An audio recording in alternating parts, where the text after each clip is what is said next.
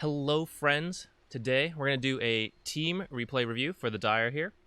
And we got a couple people in the chat for it. Actually, let me turn on the chat box so the questions will show up. Oh, it's on. Okay. So, this will be different than a usual replay review, because usually we're really finicky about the lane stage and, like, really hero-specific things. But since it's a full team, it's really hard to do that for 5 different heroes since I don't play every role. And it's hard to get super detailed every moment about 5 different heroes. We are going to do things a little differently. We're going to talk a lot about the draft to get started because it's really important to have a game plan in mind. And that's tough because in the strategy phase, you only have like so long to pick your heroes and to get a full plan together. So I think outside of the game, if you're a team and you're planning drafts, it's important to sit down and talk about what are we trying to do with this draft so we don't have to figure it out in those like 50 seconds of game plan time. So we're going to spend now talking about that to see if like how I think of this game is similar to how you guys think of the game. If it's a little different, that's fine. It's your team and you should have your own plan, but I'll explain like how I see your draft working against their draft, because some of it you do have to do on the fly. You don't necessarily know who the enemy team is going to pick, and so once you see all the heroes, you have to make a game plan really quickly. And so now when we don't have a time limit, I think it's useful to talk about that. Then we'll skip through the laning phase a little bit, or just like speed through it, and then we'll focus on overall team decisions. And we're actually going to switch to just dire vision so we don't spoil ourselves. Although actually we're going to need to see both teams. So first, your draft, pretty sick. I think it's a really solid draft. You've got a Sand King off lane, Grimstroke 4, Lich and Sven safe lane, and a Clinks mid. I think this is really nice because Grimstroke and Lich combo together with their ultimates really well, which means you'll win just about any early to mid game fight before the enemy team gets a lot of BKBs. Though Oracle is one of the better heroes against that because he does have his magic resist ability, but still, if he saves one of the people, fine, but you're still killing the other guy. And then you have 2 great stuns to combo with Grimstroke as well. You got Sand King, and you got his Stormhammer. There we go. I got it. Whew. And then Clinks also builds some single target items, things like Orchid or Bloodthorn, Medallion, although actually Medallion doesn't proc, Scythe. So I think you have a lot to combo with Grimstroke, which I really like. I'm really picky about Grimstroke drafts. I hate when I see pro teams and there's like nothing to combo with the ult. It makes me so sad. So in terms of that, I think you're great. And you have really solid lanes, I think. I do want to point out some potential weaknesses, because not every draft is going to be perfect, but you should still be aware of what can we or can't we do. Grimstroke as a 4, really powerful in the lane, really good team fighter, not so good at roaming. And in fact, you don't really have a support that will be good at that, such as a Clockwork who will win the lane and then he'll go mid and help out. Grimstroke can't really... He can sort of gank, but like his stun is a really long time. The silence, you know, it's got a travel time as well. So against some mobile heroes, he's like really bad against it. DP, he'd be okay, but he's still not the greatest roamer or active support when compared to like Mirana or Clockwork or Tiny. And that's okay because you have a really good lane combo here, so you're just going to keep playing the lane. But it's important to know that you will struggle in that regard. The other thing is Clinks and Sven as your cores. I think this works out because usually your carry, your position 1, is the physical damage. And then your mid, by the way, feel free to ask questions at any time. I know we've just started, but I'll go ahead and throw that out there. But then your mid is usually a bit more magic damage focused. In this case, Clinks and Sven are both heavy right-click damage, almost pure physical, pretty much. And that usually means you might lack in magic damage, and then the enemy team can just build armor, and they're very happy. In this case, you actually have a good amount of magic damage from your support and offlane, so that aspect is balanced out. But it can make Clinks a little awkward. So Clinks can be the roamer, so we were talking about how Grimstroke is missing the roaming aspect. Clinks is pretty good at roaming. Clinks, if he has a bad lane, though, can be a tough time. So that kind of comes down to a skill thing, not necessarily a draft thing. But then the last thing I want to point out is they fill a similar role where they can both kind of carry the game. if you let them do damage, which is both good and bad. It means that Clinks is more forced into a playmaking role, but sometimes he does just want to farm, but he's not really going to get to do that because he has a Sven carry who is mostly going to farm until he's ready to fight. So if both Sven and Clinks try to farm heavily, then you're going to see some overlap where you may not have enough farm and you may not like have enough playmaking going on. But it still works out because like both these heroes can make plays if they need to. So we just need to be aware of that as we go into it. And so the game might also shift depending who is doing well. So like ideally Sven is the one who will carry the game at the end. He'll become super farmed.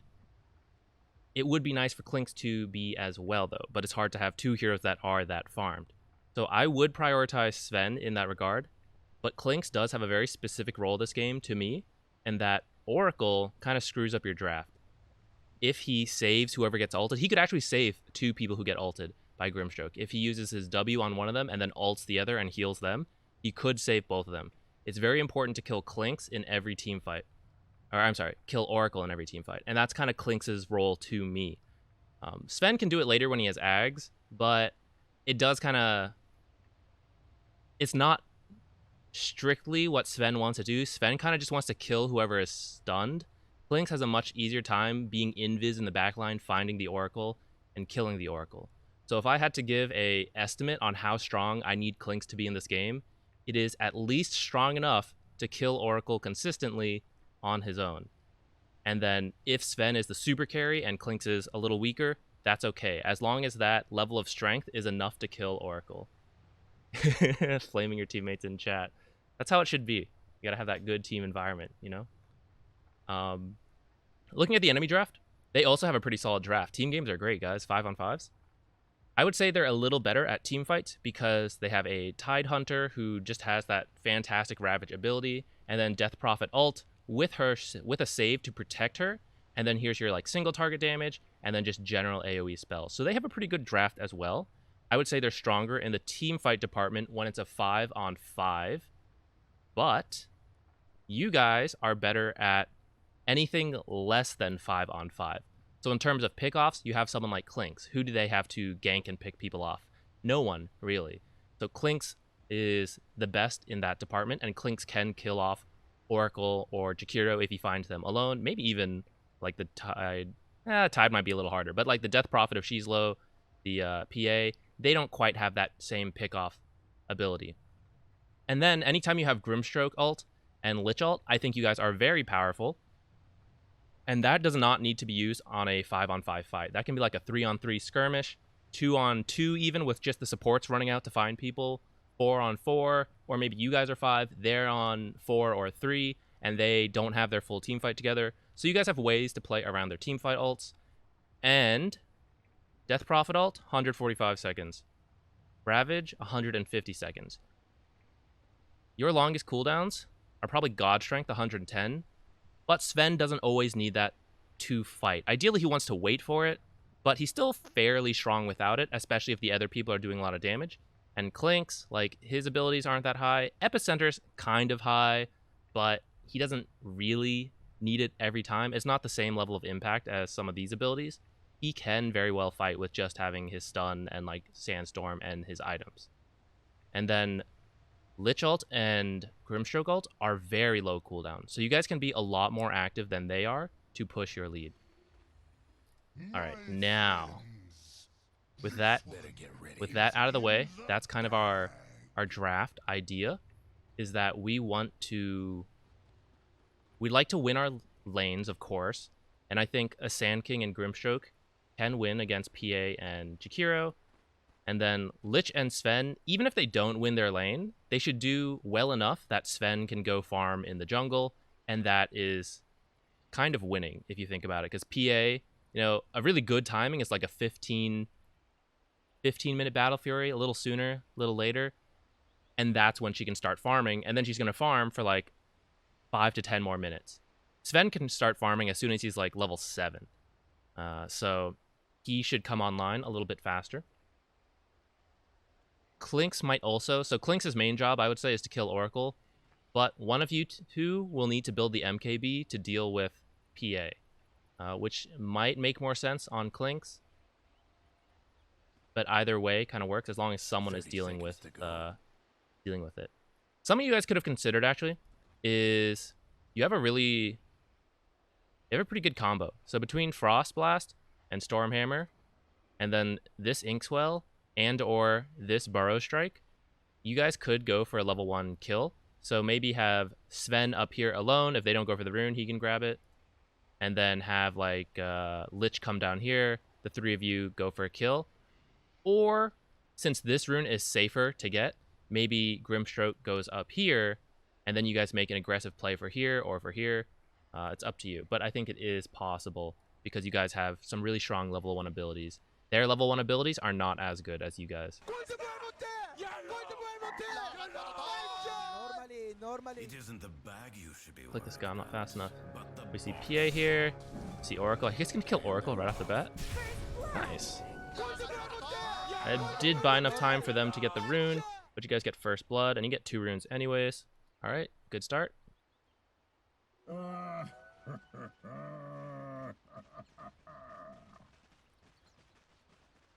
See, you guys didn't place your wards right away. Didn't notice that. I would consider placing your wards, especially because you guys are so strong at the start. I think it's worth moving out. Even buying a smoke, because they're only 50 gold, may be value. Because if you think about it, first blood will pay off that smoke. So if you guys smoked and got first blood, I think that would be really cool. And then in that smoke, you can place like a deep ward here or something. But right now, neither of your wards are placed. And now it can be a little more obvious where they are. Because you guys are going to walk to lane. If the enemy team clicks your heroes, they see, okay, Clinks has a ward mid. And if they clicked Grimstroke, they'll see that Grimstroke has the ward. And so then they kind of have an idea, okay, there's a ward mid, there's a ward bottom, top, there's not really vision. So trying to get those out a little sooner is good. Do you have time to go home? Oh, you're just going to your courier. You look stunned. I don't know if you have to walk back for that. I think you can just stay out here, and you still have enough resources to play the game and bully them out a little bit. And you wouldn't, okay,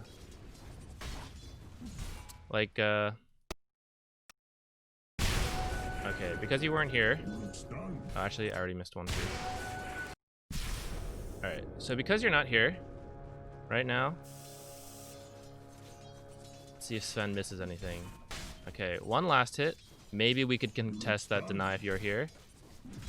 Actually gets a deny on his own. Out last hitting 2v1.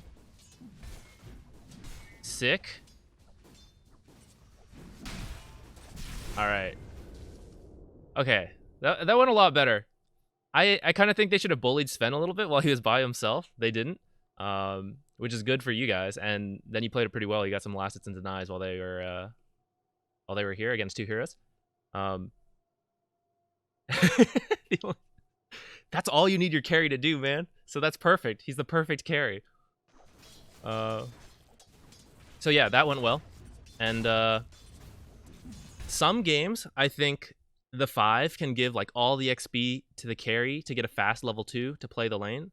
I think this is a lane though where you benefit from both of you having levels, especially from you having level 2, because then you can do like Frost Blast, Frost Shield, Frost Blast, and that combined with Sven using Stormhammer and then like Warcry to chase and to be stronger with his bonus armor, I think you guys can really pressure their heroes. Although Tidehunter is good at that. So that is, in other matchups, it might be better.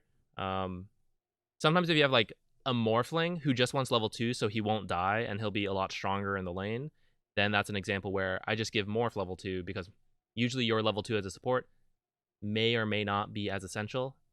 On Lich, it's pretty good. What else is going on? Ooh, let's turn on the net worth so we can keep up with everything.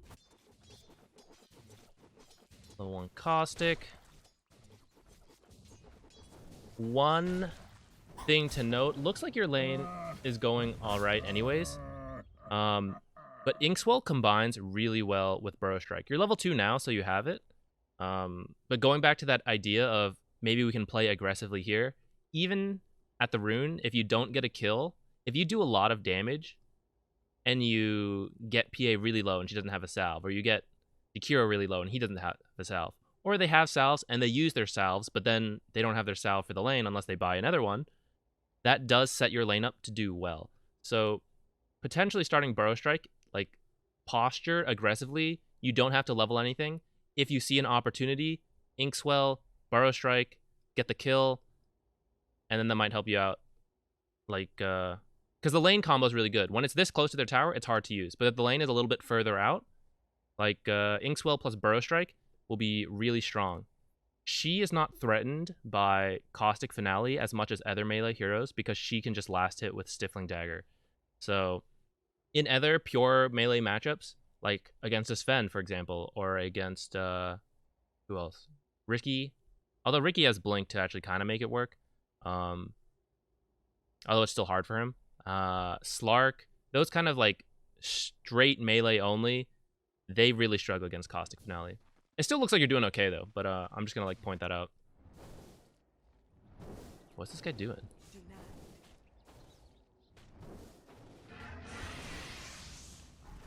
I think you can Inkswell right on top of this guy. Yeah. I would tango a tree. Okay, so because you had... So he beat you to the tree, right? If you do it a little sooner, then he doesn't have a tree to tango, and he would have to go walk to a tree while you get to freely right-click him. And I think you identified that if you had to walk to a tree, he just gets in free auto attack, so you planted your branch to eat instead.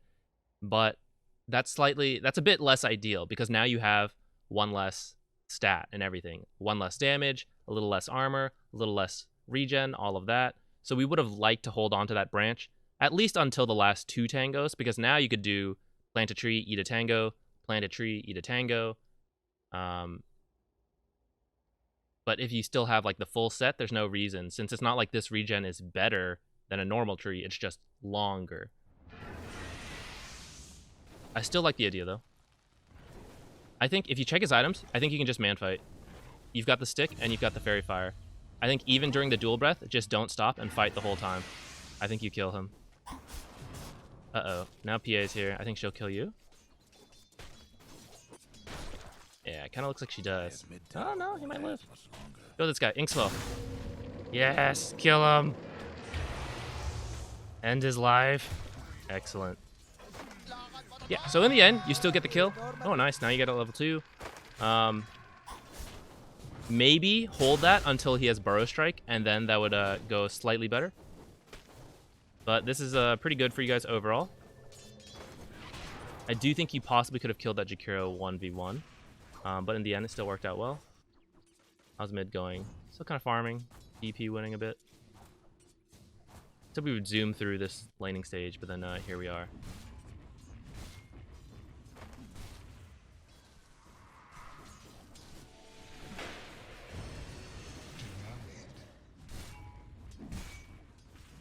Yeah, so this is good for Sven so far, I would say.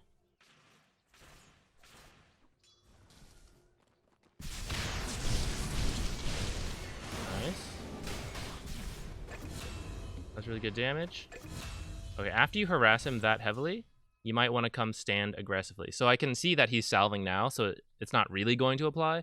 But if he was low and he was allowed to stand here, he shouldn't be allowed to stand here. You should come bully him out. So if you want to back up to salve, that's fine. And then, actually, I'll just watch. Let's see if you come out aggressively again. So now you see he's full health again, so you can't quite do it. But you should have seen he's a little low mana, so you kind of still can play a bit aggressively. And he can't really fight you. I think I saw you almost kill DP, right? Yeah, looks like he did. Nice. We're approaching the time where Sven, thinking about when do I leave this lane, we are approaching the point where Sven can be left alone soon. When he gets, probably level 5 is the soonest you might leave him, because then if he can push the wave up like this, then he can run and farm the small camp, and then when the wave resets, he can keep going. It's not perfect, but it's the soonest you could leave and start doing other things. You may not want to, and that's fine. Like, you might still be able to get kills and play with Sven and keep doing pulls. Great. But let's just identify, if I really needed to make a play right now, this is around the time I could start thinking about it. I could place a ward up here to keep Sven safe, and I could go bottom. And Grimstroke, Lich, and Sand King, that sounds like hell to deal with for PA.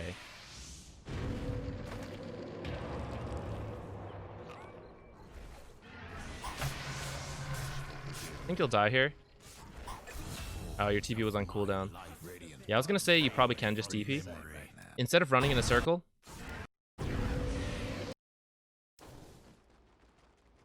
So, after this, I would just run up here, drag PA as far away from the lane as possible. Oh, really? Nice. Now we'll see how your Lich has improved over time. Yeah, so just drag her this way. Even if they kill you over here, it means she has to spend longer running back to lane. So running around here means that when they kill you right here, she's here, and that means she's, she's close to the rune, she's close to the lane.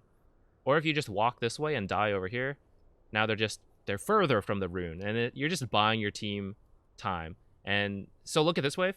This is probably about, okay, let's actually just watch. 5:14. 5:25, 2 creeps have died. So if it took her like 10 extra seconds to get to chase you for the kill and then walk all the way back, she misses 2 creeps completely, maybe even misses these range creeps. But because she was kind of close to the lane, she got the kill here, and she walked up to the rune a little bit, then walked down. She ended up not missing that much. So even just wasting her time like that is a way to get a slight advantage. Especially if you know you're dead, just waste their time.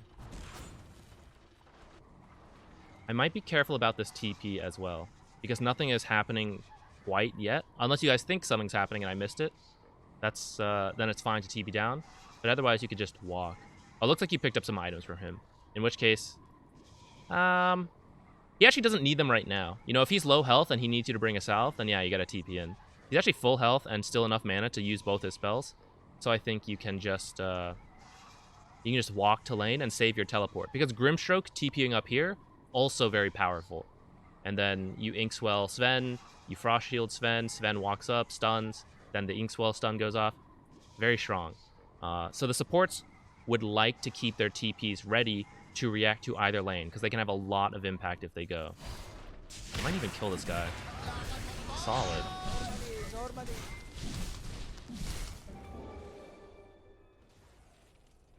I would start transitioning to a buy. Let's see, what'd you buy? Great.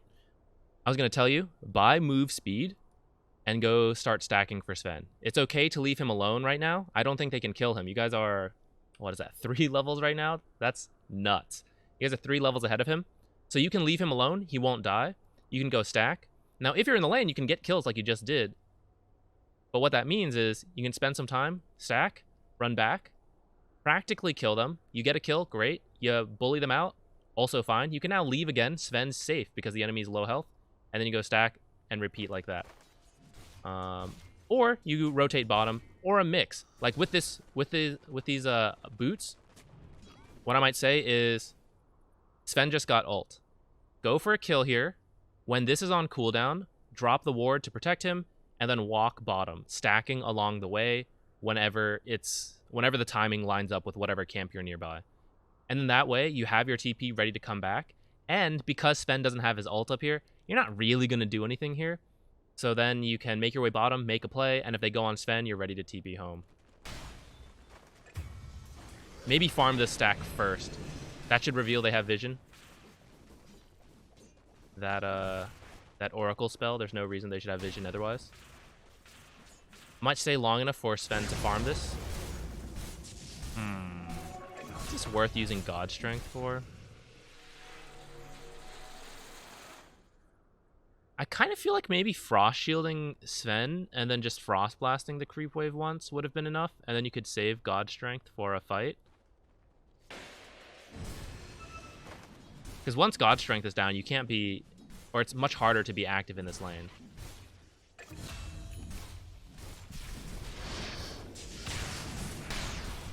Kind of going for it now.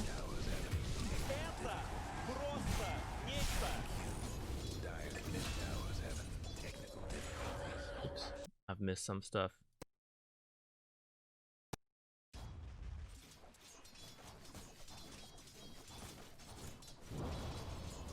We focus on the side lanes a lot.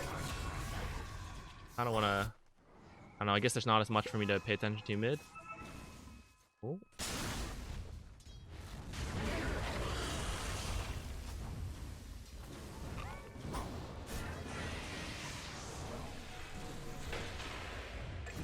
So we went a little too hard.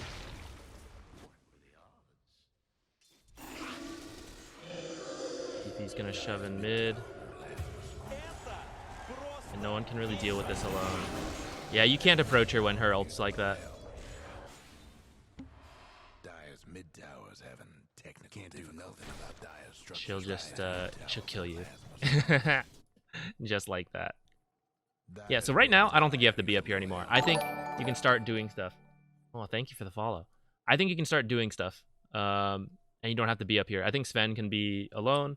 Let's look at the levels. This guy's level 4. Oracle's level 5. So if they go on Sven here and they damage him the whole time he's running back, maybe he dies. That's why we're going to walk away and you'll TP top and you'll be able to help when he needs it. Both. So you're going to make your way bottom. Okay, so let's say you leave right now. You're going to walk bottom. And whenever this time happens to line up, if you get here and it's like 45 seconds, then I know, okay, I'm never going to make it over here to stack this in time. I will wait here and stack this. Or in fact, I might stand here and double stack this camp at 9 minutes. So you could play the lane. You could maybe do one more pull and then walk over here. Hit this at 52. Hit this at 55. Pull this way. Actually, I think this is 53. 53. I'm doubting myself now. I think it's 52.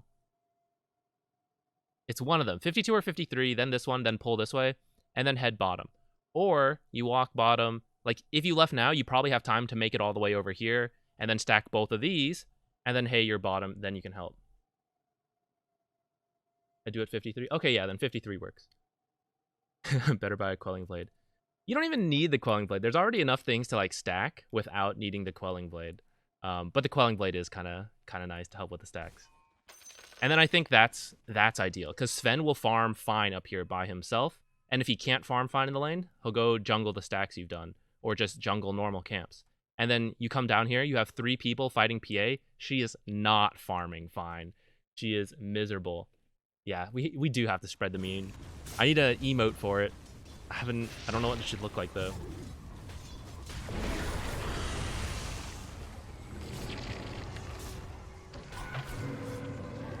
Yeah, I don't think you want to quite dive yet. Okay, kind of working. Oh, never mind. All right, it's just support for support. So I didn't see when you hit 6. I know many people do skip Epicenter, but with a Veil build, and especially when you have an Inkswell, you might consider picking up a point at Epicenter. Because I think that's a guaranteed kill. And Oracle is not in this lane. For whatever reason, it's Oracle 4. Oracle would ruin that if Oracle had Fate's Edict. Oracle has not picked up a point in Fate's Edict, and Oracle is not the position 5, which means as long as you don't get stunned, they don't have a way to stop the damage. So you may consider taking 1 point in this. I know it is common to skip it, though. Free gold in those illusions. This guy needs to buy a sentry for this. He's got 3. Place him. Rather spend 80 gold every time.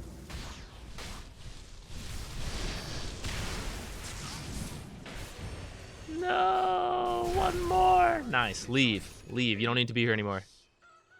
Oh, kill that guy too. Okay, never mind. Leave. You don't need to be here anymore. There's nothing for you to do.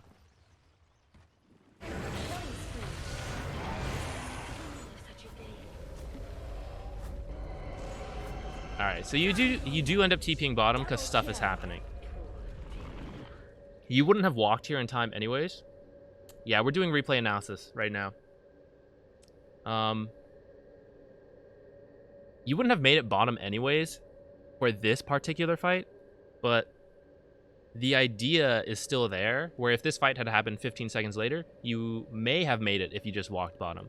Because right now, TPing is kind of a big deal. If we look at your team's teleports, your teleports are no longer available, which means if they dive Sven now, and they could, they're 6 and 6, they could use Ravage, maybe bring one more hero up here and threaten Sven.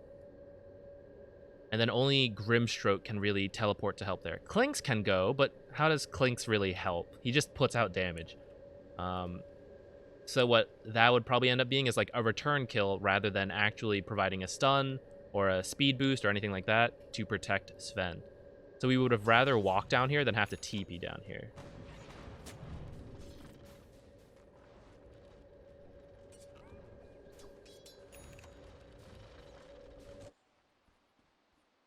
Okay, we got Mask of Madness. Oh, good. Yeah, I was gonna say you gotta stack it. Probably don't need to use Mask of Madness, but I'm happier you recognize the stack and then pull it away. And so this is exactly what Sven will do. He'll start farming the camps, and when the lane pushes in, he'll walk over here, farm it, and then go back to the jungle.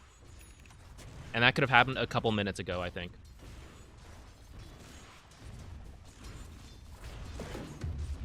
I would just use Inkswell, or not Inkswell, Stroke of Fate to start clearing out these creeps. Because they have a catapult, don't worry about who gets what farm. Just try to kill these creeps off as quickly as possible so that this catapult will die before the next creep wave gets here to tank for the catapult. Because this catapult will do a lot of damage to your tower. The Dire might want to mine the top tower. And to go even further, yeah, right now this is a whole team analysis. So they're a 5-stack. And oh man. There's this bug where sometimes you hit this button to go back to the replay and it just like starts you over. But it's happened enough times where I actually check the time before moving on, so we're good. Actually, this will actually be good. And yeah, we're doing the whole team analysis, and we're trying to focus on the team plays as a whole.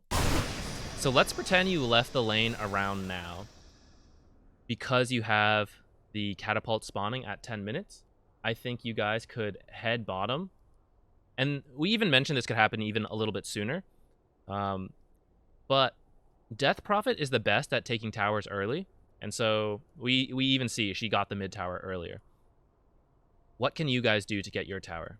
Getting this tower is a little hard. Even though you guys are crushing Tidehunter, he does clear waves pretty decently, and it's scary to dive him under tower, especially once he gets Ravage, and especially against an Oracle. It's very scary to dive towers. So this tower is going to be difficult to get, and it's not what Sven wants to do anyway. Sven wants to push the wave in, and instead of wasting time hitting a tower, he's going to go jungle. This lane, this bottom lane, is the one where you guys could have really bullied them out, and then you start playing back here even. Like Sand King and the supports stand around here. Anyone who approaches gets killed, and so you farm all the creeps here. Your creeps run under tower, hit their tower. If PA tries to farm from here, you'll have 3 heroes. You can decide if you want to dive or not. But that's how you can get this. You can start damaging this tower earlier and hopefully start to open up the map. Because as we, we'll zoom forward a little bit. When they start pressuring your tower, we talked about this, and we're going a little bit here. She used her ultimate for that kill, which means she can't use it to push a tower. That's kind of nice. She's really strong. It's really hard to kill her. I feel like, okay, I'm not a huge Clinks player, but I kind of feel like Clinks does not do well with kills until a little bit later. That's why I think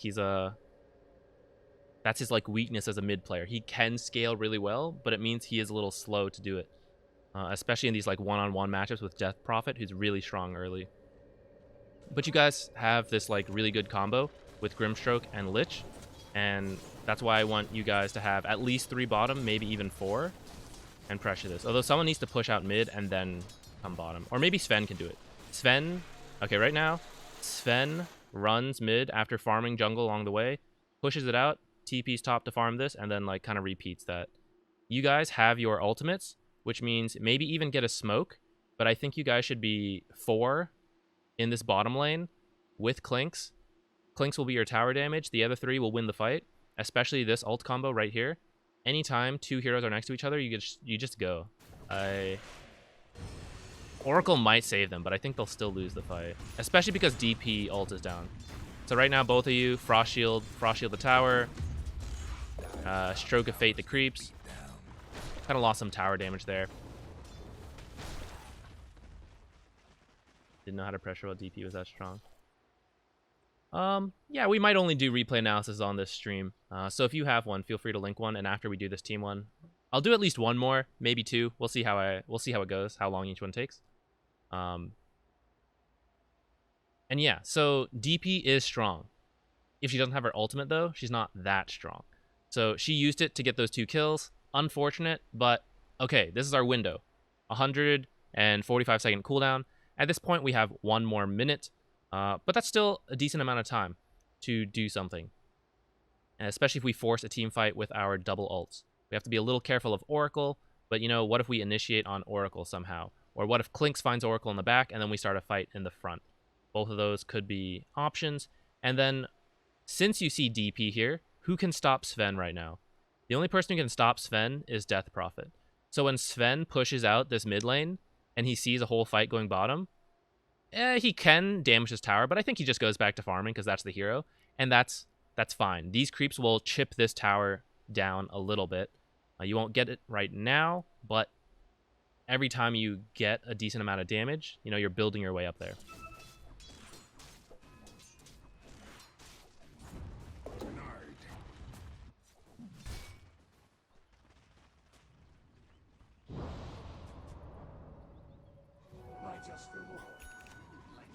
Anytime this is sitting on cooldown, think of it as a bit inefficient. And not just a bit, fairly inefficient.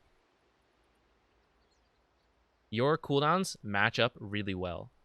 So anytime this is up, Oracle really kind of throws a wrench in it, but in almost any other matchup, anytime these 2 ultimates are up, it's so hard for anyone to stop you. These 2 ultimates are pretty much a guaranteed kill on 2 heroes that are next to each other. As long as there's not like 50 million creeps in the lane. But even then, you're probably going to kill all those creeps and then kill those 2 heroes. This combo is super strong. Ooh, just a little short. Like right there. I think you guys pursue. You have Epicenter. You like double ult and then channel Epicenter right in front of their face. I don't care. If they waste time stopping the channel, then they will die to the double ult. Does she have silence? She does have a point in silence.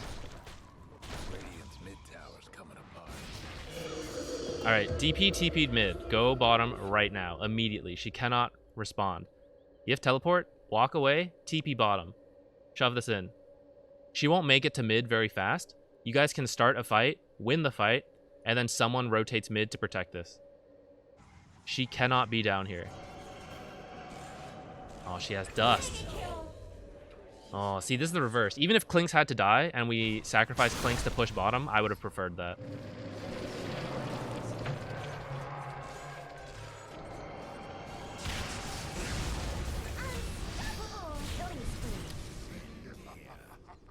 Is there a way to see... DP has one of the longest cooldown ults in this game. In this game. Not like Dota as a whole. This particular game. I think I've seen her use it 3 times. But I have not seen Lich ult or Grimstroke ult 13 minutes. So I know she hit 6 way before you guys. But at level 10, I think you were both 6. And we still haven't used it. As a team, one of the easiest ways... So I know you have to make a lot of the calls. Pick an ability. Whatever is your strongest team fight. So like for Death Prophet and Tide, yeah, smoke as soon as you have it. I will grab a smoke ahead of time, and then as soon as I hit 6, I'm like, get next to me. We're going. I tell Lich, I played a lot of Grimstroke when he was strong, and I'd be like, come here, buddy. Come here. Anytime you have your ult, you let me know. Just kidding. I know exactly when your ult is off cooldown because my ult is the same cooldown. We are going every single time it's up. You could have used it twice by now. If you both hit 6 at 10 minutes, you use it right away. You'd have already been using it a second time, and it would be on cooldown to use it your 3rd time. That could be like 2 fights you already won. That's the emphasis I want to give you on how strong their abilities are together. And so as a team, even if you don't have Grimstroke or Lich, like the other team, their go time would be DP saying, I have ultimate, Tide has Ravage, we should go. And every time these are up, which is 150 seconds, because that's Ravage, that's a longer one by 5 seconds. Every time that's up, we go. And anytime it's off, we go farm, we defend towers, whatever. We don't have to pressure because we don't have our abilities. For Lich and Grimstroke, you say, I am getting my ultimate in 10 seconds. Make your way bottom. We're going bottom. And then you use your ultimates. You decide if you can take the tower or not if you won the fight. And then you just chill. You say, okay, you have 80 seconds till the next ultimate. Relax, go farm. You have a rough time getting it rolling early? Okay, then that's exactly what I want you to get from this, because early is when you want to get going with that combo. Who can stop this? You know, double Lich ult. Each bounce is 250, and they're locked within Lich ult bouncing range. And then you have like a Frost Shield going on. You have a Veil and a Burrow Strike, double Burrow Strike. If Sven is near the fight, double Stormhammer. It is insanely powerful. Let's look at who's the strongest hero. Tide, Lich, and PA all have about 1400 HP. That's about 7 bounces from Chain Frost. And you'll have 2 Chain Frosts. So like no matter who you hit, they're probably dead. And then not to mention that you have all these other abilities amplified by Veil. They will all die. And once they get BKBs, then it's really hard to make this combo work until you get like BKB piercing abilities, which Sven doesn't really buy in Abyssal that often. He can, but it's like a very late item. And so you guys will be quite weak when they hit BKBs. So that's why you need to get going really early when everyone's really squishy, when your nukes are at their strongest relative to them. As soon as it hits. Doesn't have to be 10 minutes. If both supports do well enough to hit 6 before that, fine, you know? And if one support hit like 6 and you're just waiting for the other one, I might even prioritize giving levels to that guy. Like, carry, go to the jungle. I am in the lane now until I have 6. And that's worth it because you are going to go make space for that carry by going to take a team fight bottom and winning that team fight and possibly getting a tower. That's all gold for the carry. And as the enemy team all rotates down here, that's space for the carry to catch up. So that's, I don't know, that's how much I prioritize their level 6s. And if you think about it as a roughly 2-minute cooldown, it's even a little less than 2 minutes. If you both hit 6 at 10, we're at 2 uses right now. Approaching our 3rd use.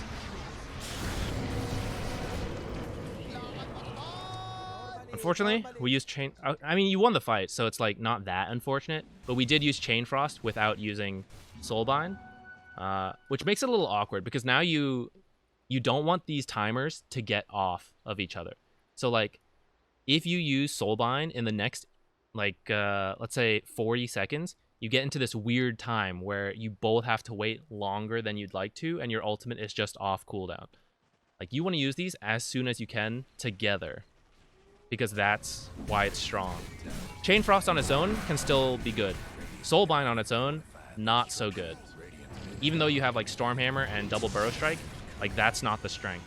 The strength of the Grimstroke Lich combo is the double Chain Frost. This push right here, I think, is...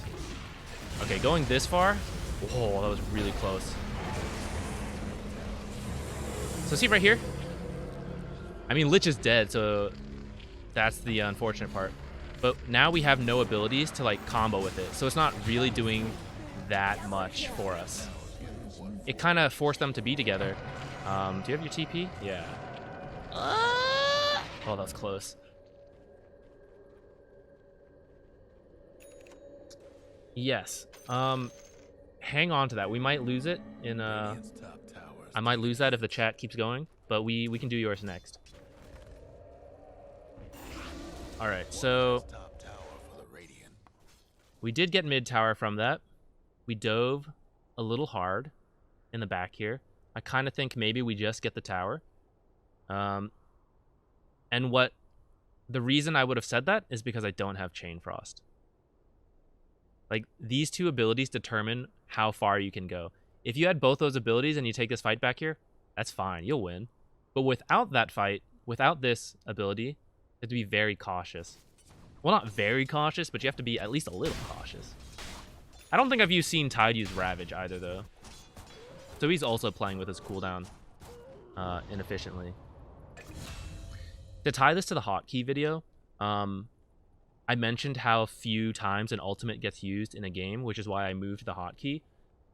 If you think about it, you know, this ability, let's say this ability is 60 seconds, which means in a 40-minute game, let's say it takes 10 minutes to hit 6, you can use it 30 times in between 10 minutes and 40 minutes.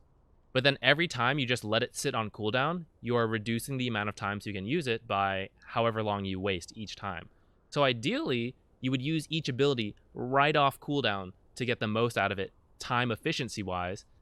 But that means your team has to be set up in a position so that the second it's off cooldown, you're ready to use it within the next couple seconds. And so that's why, like, identifying I'm close to 6 or I'm close to having my ability off cooldown. So right now, it's that we are waiting 47 seconds. As much as possible, do not use Chain Frost if you do not have to until I have this again, and then we all group. So right now, team, we're going bottom in 47 seconds. A little sooner, actually. We're going in 40 seconds so that we can start the push, and we'll be a little careful until those last 7 seconds, but we're already active as this comes up. And then we're going. We're going to use them. We're going to win. We're going to take this objective. Then we're going to chill, and we're going to repeat this. It's very much just a cycle. It's actually, you don't actually have to think about it that hard. You just look at the cooldown and say, are these up? Yes. Pick your objective and go. And then you chill and just repeat the cycle. Is my ability ready? Yes. Then we can go.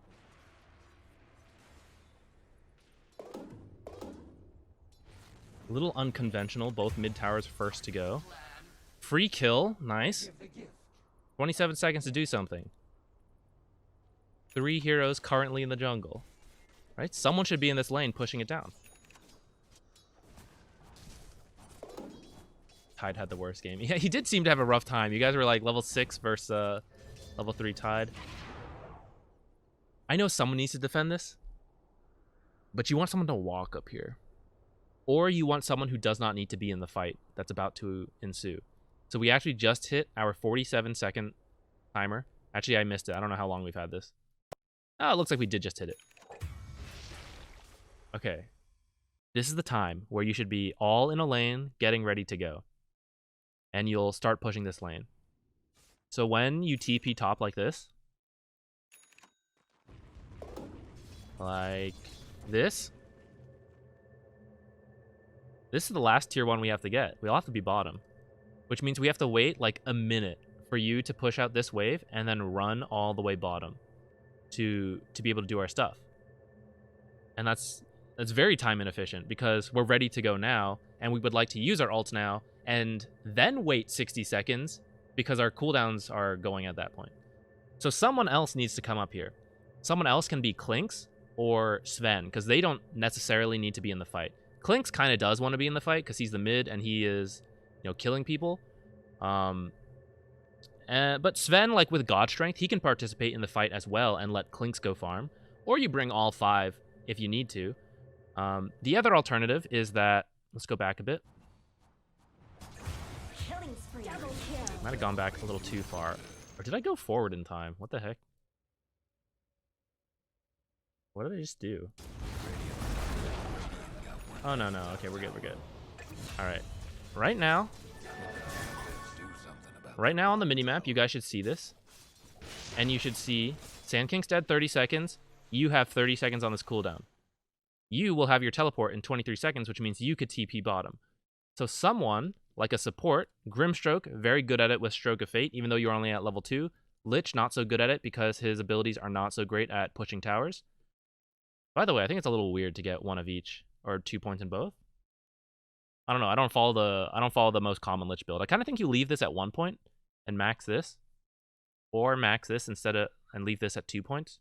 Or maybe that's what you're doing, actually. Maybe you got 2 points of this for the lane, and now you're maxing that. And in which case, never mind. That's fine. So let's say Grimstroke can do it. And I think Grimstroke can do it because you've got the mana regen, and you've started to get points in Stroke of Fate. Right now, you walk top because you identify PA is pushing this lane. I want to fight bottom. That means I can't have this tower. I can't have this lane pushed in. I don't want Sand King to have to TP up here to defend this, and I want my other cores to continue farming as they are efficiently, and to be also ready to come down here.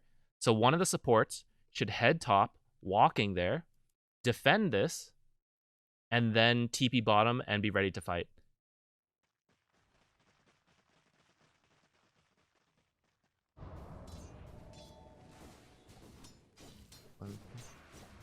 Then max 2, then max 3. Okay. That's fine then. There's your free kill. And especially at this point, you should know that, like, okay, this is coming up here. At this point, Clinks could do it, I think. Clinks can run top. Because, let's see where you go, actually. So you go to farm mid.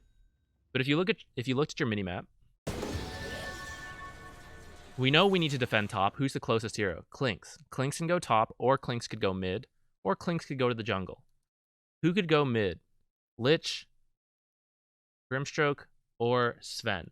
Multiple heroes can go mid. Only one hero at this point, because we didn't start walking earlier. At this point, only one hero could walk top in time to deal with this, and that would be Clinks. So this isn't even a team decision you need to discuss in the middle of the game. It's kind of an individual decision that when playing the game, you need to look at the minimap and decide what can only my hero do right now, and what should my hero do right now. And right now, it is kind of a team decision. If you know, we want to make a team fight bottom in 7 seconds, because that's Soulbind, and then we'll have Lich ult and Soulbind up. If we need to do this team fight in 7 seconds, what am I trying to say? What is the state of the map? What does it need to be for us to do that? We can't have the waves pushed into both of our towers if all 5 of us want to go bottom. Which means to do the fight bottom, the lanes need to be pushed out ahead of time so that we have time to go start a fight bottom, and then if the enemy respawns top, they're going to be slow to react to the team fight down here. Thinking PogChamp. So now, because we TP top, if we still want to do a team fight with our abilities off cooldown, we all have to go top. But that's not ideal because this tower is not that great to get. And actually, it's kind of okay to get this area because of PA and her farming Ancients and Tide farming Ancients. It's kind of okay to take control of this area, but it's weird to prioritize this area over a tier 1 tower, unless someone can get this on their own, which I think would be a little difficult this game, how it's going right now. Also think about the items you're building and what they represent for your team. So like, Veil Blink is meant to be active and start fights, and you can't do that if you're away from the team. Orchid, which was almost finished, this is meant to start fights, so he also wants to be in the fight. And Orchid, double Orchid on a Soulbind. This build right now can fight, but it is kind of meant to farm until he hits his Aghanims. So if anyone had the choice to go top and farm and like make space while everyone else is fighting, the people with builds meant to fight should be in the fight. The guy who's got the skill set and the build meant to farm fast should be the guy defending towers and pushing them out to set up the map for his team to go take the fight. But we kind of would like Sven to just farm efficiently in the jungle and not force him to go deal with all the lanes. So that's why I do think like the Grimstroke could have walked up here, pushed this out, TP'd bottom, or like Clinks could have walked up here and pushed it out bottom. But I think we are getting to the point, especially if you hear like Matumba Man and Nico Baby, carry players talking about their role, they're starting to be less selfish about, I should only think about how to farm super efficiently, and they start thinking about, how can my farming enable my team to do stuff? And if my farming pushes out waves to make space for my team to go take team fights so that my teammates don't have to be the ones pushing at the wave, then that's actually better for me overall because I actually get more space and it helps my team. I might be a little less strong, but all my other teammates are stronger because they just won a team fight. And it benefits me to have a strong team. Then I don't have to be the super hard carry. I just have to be the regular carry, and my team actually helps. So now we're actually making a play top because that's where like we ended up TPing. But we don't have Soulbind, so we don't want to do this. Aggressive farming, yeah, that's exactly that. Not overly aggressive to like get yourself killed. You know, you're not like cutting the waves back here while this tower's still up. But like Sven could very easily farm up to like here if you see like 1 or 2 heroes, or farm like up to here around river. Really the only hero that threatens Tide right now, or threatens Sven, is a Death Prophet plus like 1. Like I think with just Death Prophet, Sven could probably still get away. So it is Death Prophet plus another hero, and so that should make it fairly easy for Sven to be like, I see Death Prophet bottom, I'm very safe in this top half of the map. But this movement right here, so this I think is a direct result of Sand King TPing bottom.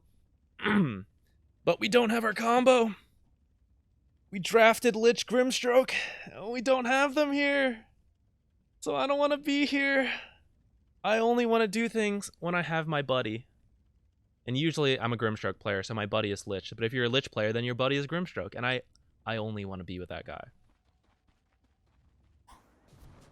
It's okay, we're pointing this out, and your next game's going to go super smoothly. You're going to realize, look, the two of us just got to stick together. The game is so easy together. Like, this right here, Soulbind ult. This is a 1 team fight right here. Soulbind ult. Done. You know? It's that straightforward, actually. And that's why it's good to think about when we have all this time to, like, hammer that in, so that next time it's just instinct, and you don't even have to think about it. You just know, we should probably be together. That's what I think. It's really helpful to look at this stuff. If someone fortifies their tower like this and you don't see any heroes, we got to be really careful. Let's see what you guys do. I'd be really careful, because usually fortifying a tower like that means someone's coming in. Apparently we're just going to TP in and not do anything. So you're fine.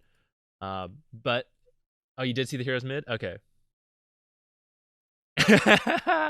All right. I mean, it happens. Sometimes you got to make bad calls, and you got to realize. You got to realize why it doesn't work. You do get a ward down, which is nice, especially because this will let you see PA. And now, okay, so now that you have this tower, now making a movement into here is okay. But not before. So you guys were just like a little off with your order.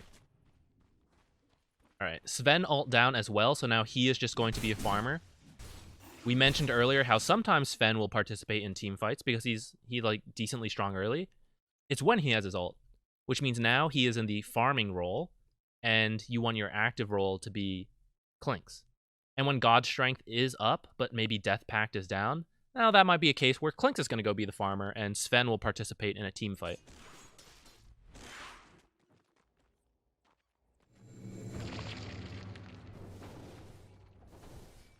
$20 minutes. Great time. Have we even seen... Guys, have we seen Soulbind Lich ult once yet? I don't think we have. It's 20 minutes. We could have used it like 5 times. This is your next opportunity. 20 minutes. You know people like to bunch up for runes here. Another... Well, I was going to say free kill. You might die for this. Okay, Ravage. Kind of like how we haven't seen this combo yet. I think that's the first Ravage we saw. I'm just kidding, guys. No, what I was going to say is kind of how we want to wait for your 2 ultimates to align, and we want to wait for both of them to be up. They want to do something very similar, which means when they have Ravage and when they have Exorcism, that's when they want to go. And when they just have one of those abilities, it feels really bad. I was already saying for you guys, it feels bad if one guy uses his ult and the other guy doesn't, because now you have to wait like the 100 seconds for like Lich ult to come up while you have Grimstroke ult available. Now they have to wait for 145 seconds before they can use Exorcism to its maximum efficiency, which means if she wants to use it in the next like 2-3 minutes, if she has to use it, she has to use it, and if it's a good opportunity, sure. But then that means now Tidehunter is going to have his ultimate, and now they have to wait like 2 minutes for this ultimate to align up. And so when you have these like combo spells together, you really want to try to use them together. Otherwise it like throws you off, and it's like, okay, I was supposed to be able to use this like every 100 seconds off cooldown. Now it's like 100 seconds. Then I used it like before the next guy was ready. And so now I'm waiting like 145 seconds to align up again. And just like gets really awkward. And so when I see Tidehunter ult here, it's like, okay, that sucks that I died. Ah, this is bold, guys.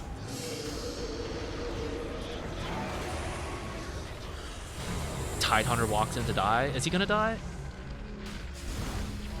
Okay. Okay, so as soon as I saw Tide, that's like the time to go as a team fight. As soon as I see Death Prophet, it's definitely time to go fight. I don't know if I would have used Soulbind though, because Lich wasn't here. It's just like that. If Lich isn't there, I don't care about Soulbinding a double Burrow Strike. I don't think you go on that Death Prophet though. I think this was actually totally fine for you guys. I would just like Burrow Strike away. I don't want to fight right now. Klink's just died, you know? And you saw Tidehunter in the area, and Sven doesn't have his ult, and Lich is not here. So she's 18. She's 5 levels stronger than Sand King, and she has all this stuff. So we get a Tidehunter kill, but I don't think it was worth it. And now that puts us on a weird time where we have to wait 88 seconds for our ultimate, which means by the time this is up, they only have to wait about 40 seconds to have their ultimates ready to go. And if you try to take a team fight right now, like, you just have Lich ult, and that doesn't feel as good. You still can, because that's stronger than, like, them having nothing.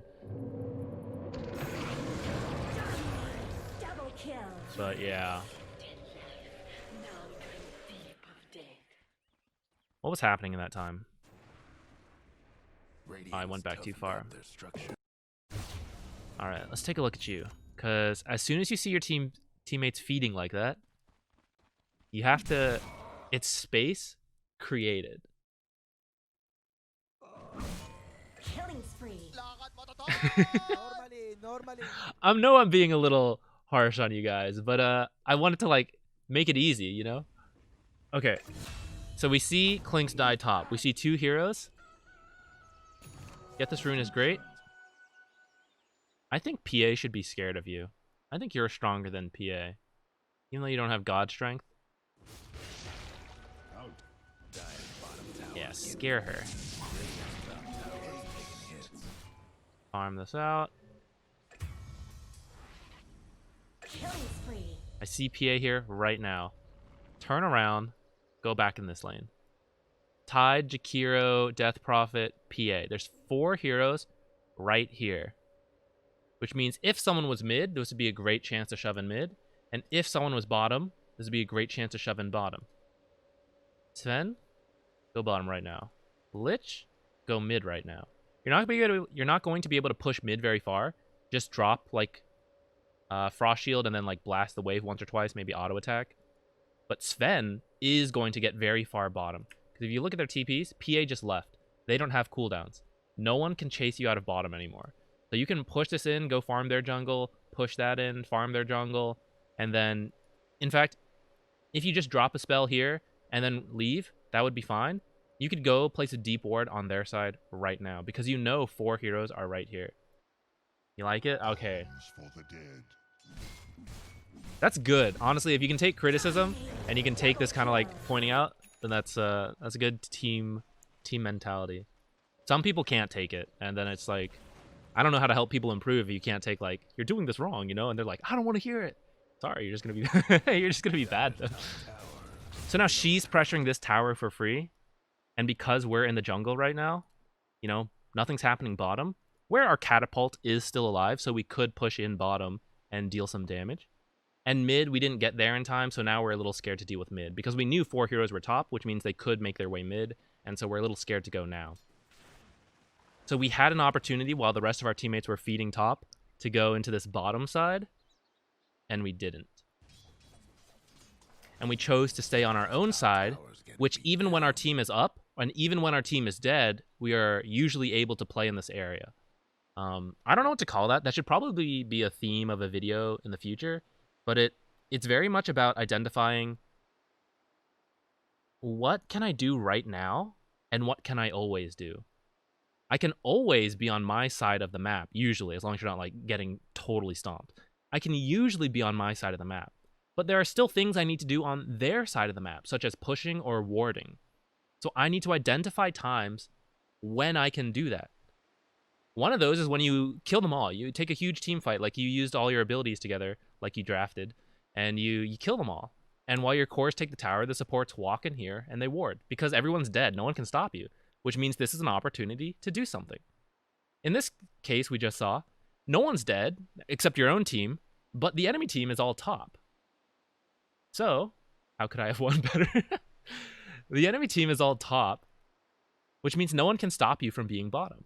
And so this is a temporary opportunity, and it is something you sort of do need to do, like warding in their jungle. Not always needed, but it is very helpful. But pushing in the lane and pressuring, that is something you need to do. And if this is an opportunity to do it, we have to take it.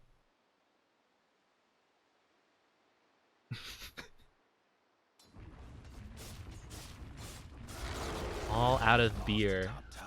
All right, I'll provide as much criticism as I can to make up for the beer. The PA gets a free tower top. Let me put that another way, actually.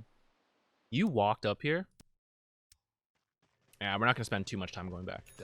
You walked up here. You know the drill. PA saw you. You stunned her and walked towards her. And she got so scared, she TP'd top.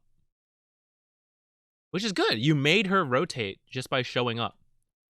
But then she freely farmed all of this, and no one contested her.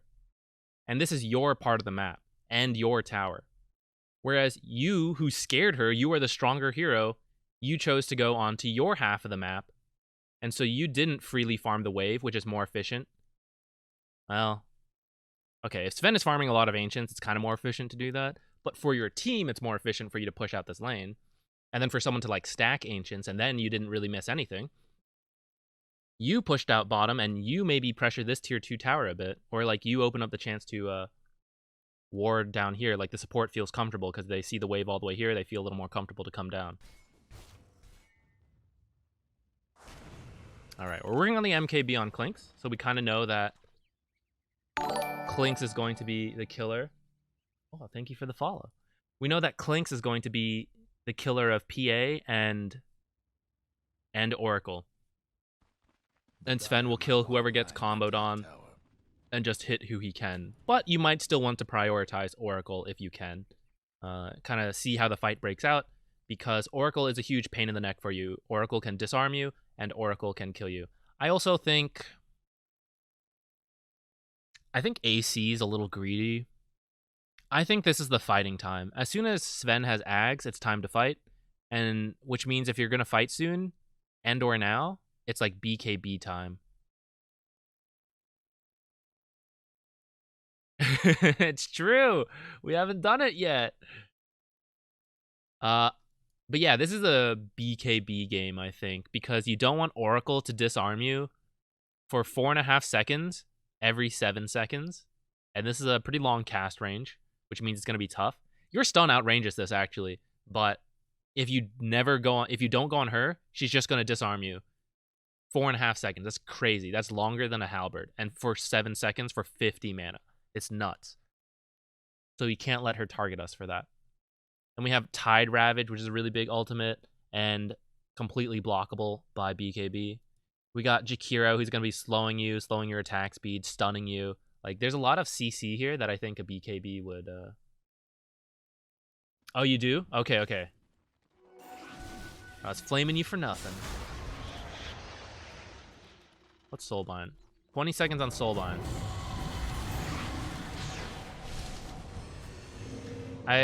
Oh no, I didn't. Yesterday I recorded a Blink Dagger video, but I didn't like it, so I'm going to redo it. So I was about to reference it, and then I realized it's not out yet.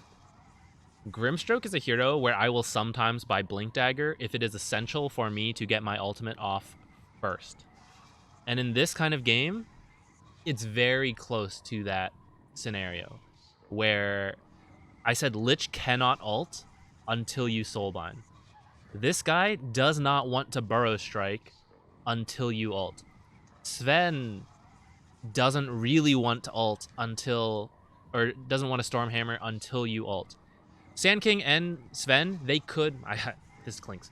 Sand King and Sven could initiate with one of their stuns and hopefully gather the enemy team together and then you Soulbind them. Sure. But particularly the Lich ult, and to an extent some of your teammates' abilities and items, they do not want to go until you ult. And so I think having a Blink Dagger in those kind of games is really strong instead of the Aether Lens. Because I don't really care if I die. I just need the Soulbind off, and then the double Lich ult will win the fight for me. Another example is like when you have a Doom.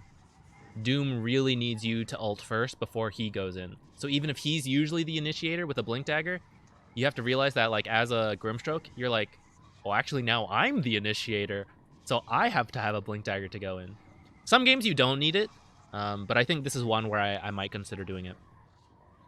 And then try to wait till level 12, at least on level 12 Lich, because you are a little bit behind Lich in that department. But having Lich at level 2 will make this much stronger, and so we want him to hit 12 before the next team fight. Deleted. Holy crap, how much damage was that?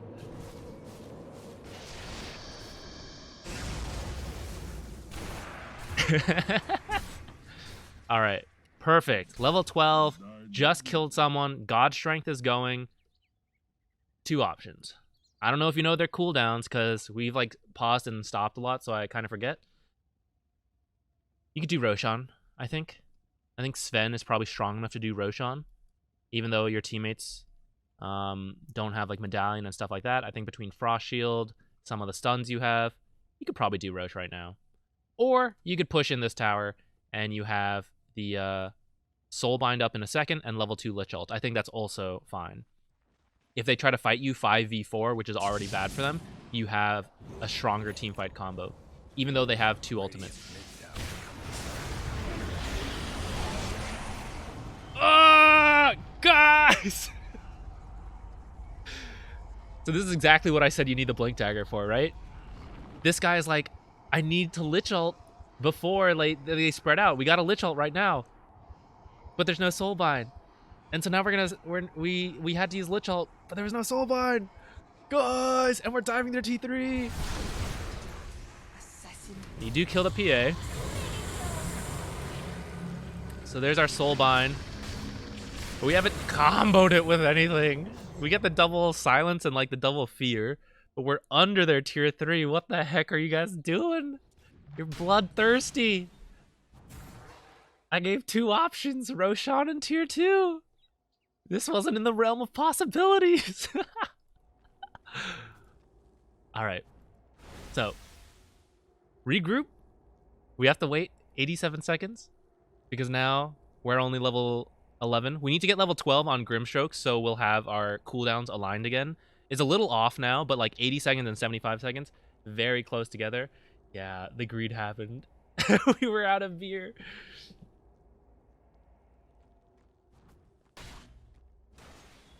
The next cooldown is 80 seconds. You will have to be careful though, because they're about to have both of their ultimates now.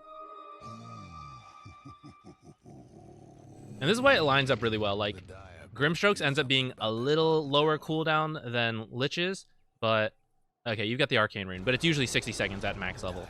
Like, usually they're within 5 to 10 seconds of each other, so there's very little cooldown. Like, Doom, like, waiting on Doom with Grimstroke feels really awkward because, like, your cooldown's so low, and then, like, you have to wait forever for Doom, so it's like, alright, I can, like, try to fit in one Soulbind in between Dooms, but then, like, if I have nothing else that combos with Doom, then it's like, alright, I'm just sitting on Soulbind, I guess.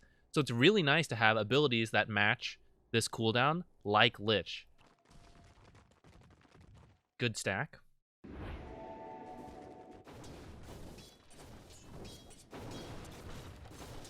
Okay, looking at the minimap, someone needs to deal with mid. We've used our teleport to go there. But one of the supports could have done this and saved this teleport.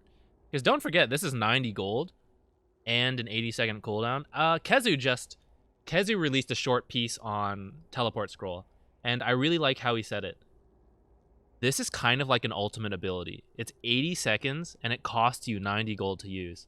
Which means if you teleport somewhere, and at minimum, you need like 2 to 3 last hits to make up the gold cost, plus you have to wait a long time before you can use it again, right?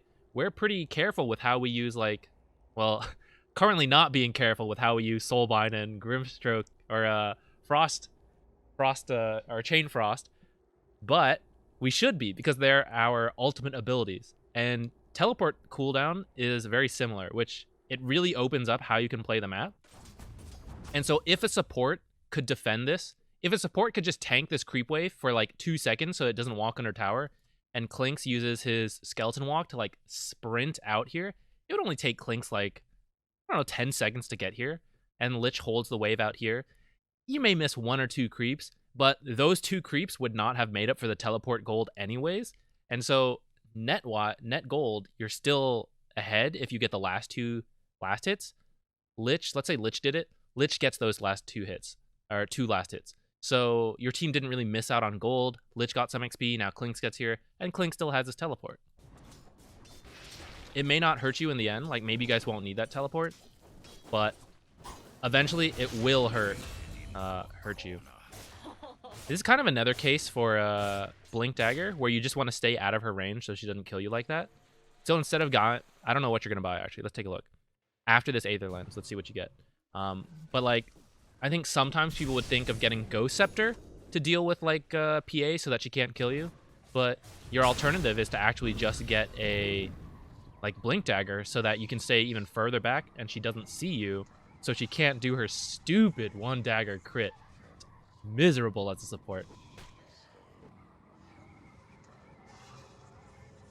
Kind of a large amount of mana used just to harass her a little bit, right?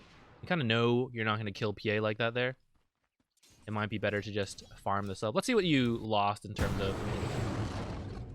So she got that tower. So you came to harass her for a little bit. And... 1 creep. Alright, so we only missed 1 creep for it. If they focused another one, could have missed 2 creeps for it. It doesn't sound like a lot, like, oh, we only missed 2 creeps. But, I mean, the harass wasn't a lot either. And so if you're going to pick one or the other, like, PA is already back to full health, you know? So it's, like, clearly not that useful. And you have almost regened all your mana, but you're not quite there yet. So sometimes identify, like, can I actually do anything to this PA? I'll just go farm. Like, shove the wave out. All right, all our abilities. But they have all of their abilities. So, if you guys are going to take a team fight right now, what do we got? Your BKB, let's take stock of all the items real quick. Okay, you got double damage on Clinks. So this could be really good for you guys, as long as they don't get like a 5-man Ravage off into the Death Prophet ult. So, if you guys look like you're about to smoke, yes. I want to kill PA. If I could only kill 1 hero, I would want to kill PA. If a full team fight breaks out, Oracle needs to be the very first hero killed off, unless Oracle is not in range to use their ability. So if I can see Oracle really far out of the fight, then I can target someone else. But if I can see Oracle, someone needs to kill Oracle. It should probably be this Clinks, because Clinks is, funny enough, kind of the most mobile hero with being invis and being able to go in. But Clinks can't go too far. Like, Clinks can't be in here all alone in case there's a sentry, and then Clinks would die on their own before everyone else gets there. So this is the downside of not having any wards right now. And that's why when you get an opportunity to move into the enemy side, especially if it's a temporary opportunity, then place a ward that is like more survivable, like something in this corner, something like here. Wards that are, you know, they don't provide as good a vision as like on these cliffs, but they're more likely to survive. If you can always play on the enemy side, then you can kind of use these kind of wards because they're good and you're going to be here to defend them. But, you know, I can't be here to defend this random ward like in the corner. So, or like if I can't play here, I can't defend this ward. So I don't want to put it here where it's just going to get dewarded. I want to put it like somewhere weird. And if I have that kind of vision, then it'll make these easier. Who needs to go in the front? Who's the initiator? Grimstroke. Or one of these guys. One of these guys could be in the front, probably Sand King. But right behind them needs to be Grimstroke. Lich can't go first. Lich cannot ult until this guy ults. Lich cannot die until this guy dies. You have a Force Staff, which is helpful, which means you can stay further back and then force in when needed to double ult. This is your whole job in the fight. We said how Oracle's job was, or I'm sorry, Clinks's or Sven's job is to kill Oracle. And to an extent, Sand King can do it as well. But with the Halberd, Sand King is probably pushed towards like finding PA, disabling her. The support's job is to get this combo off every fight. That is their main job. And then, you know, Frost Shield the Sven, Ink Swell, you know, the stuns or something. But the primary job is to get the combo off. And it's very difficult to do that if Lich is like in the back. Because even with this Aether Lens, your cast range is like not far enough. Didn't kill Oracle first. I mean, in this case, you guys just committed on the first person you saw, and it was the PA, so I kind of get it. Yeah, as soon as you see this Oracle, you kind of do need to chain stun her. I think this is actually a little bit overlapping, but maybe on Sven it doesn't matter. You just kind of need to hit. Oh, sorry, we went too fast there. Okay, there we go. Lich, not in time. It's kind of okay though, actually. Because I was actually gonna say I don't even know if you need to soul bind there. So actually, kind of holding that till later is fine. And this is working out well because all 5 of you fought, like 5 of you fought 2 heroes, and then 5 of you, Oracle or PA. I think it was Oracle died, and then it was Tidehunter and PA, and then 5 of you fought 2 heroes. Then one of them died. 5 of you fought 1 hero, and then 5 of you fought 1 more hero. So even though I said like the 5-on-5 fight, I think they're actually a little stronger. It was not a 5-on-5 fight. All right, before you guys dive T3s again, your options are Roshan right now or this tower. Either of those would be good. You can probably do both because they use their ultimates and they didn't get anything out of it. Thinking, okay, so then another step. What are our temporary... What are our temporary possibilities right now? The enemy team is pretty much all dead. There's a Jakiro, but who cares? Like, Jakiro cannot solo kill any of you. This whole map is ours. So I mentioned, like, okay, Roshan or tier 2. Warding for the supports. This is something you can do right now that you cannot do at any other time. Is this ward that risky to place? Not that badly. You know, you, like, walk up to here, sneak through here, drop this, and walk out. It's a little risky, but also not that risky. Especially because to get the same vision, you could very easily walk up to here comfortably, push out the wave, and then your creep will walk up here and give you this same vision. What's harder for you to ward? Here, here, here, here, here, here. You know, these deeper spots that are not strictly in the lane, I think those are better to do right now.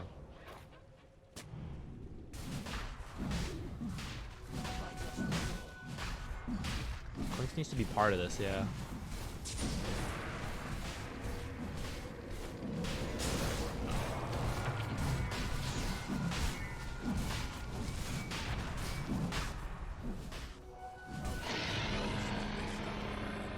Thanks to the dire.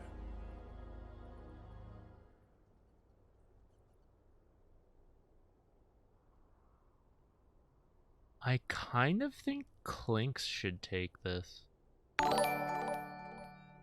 Thank you for following.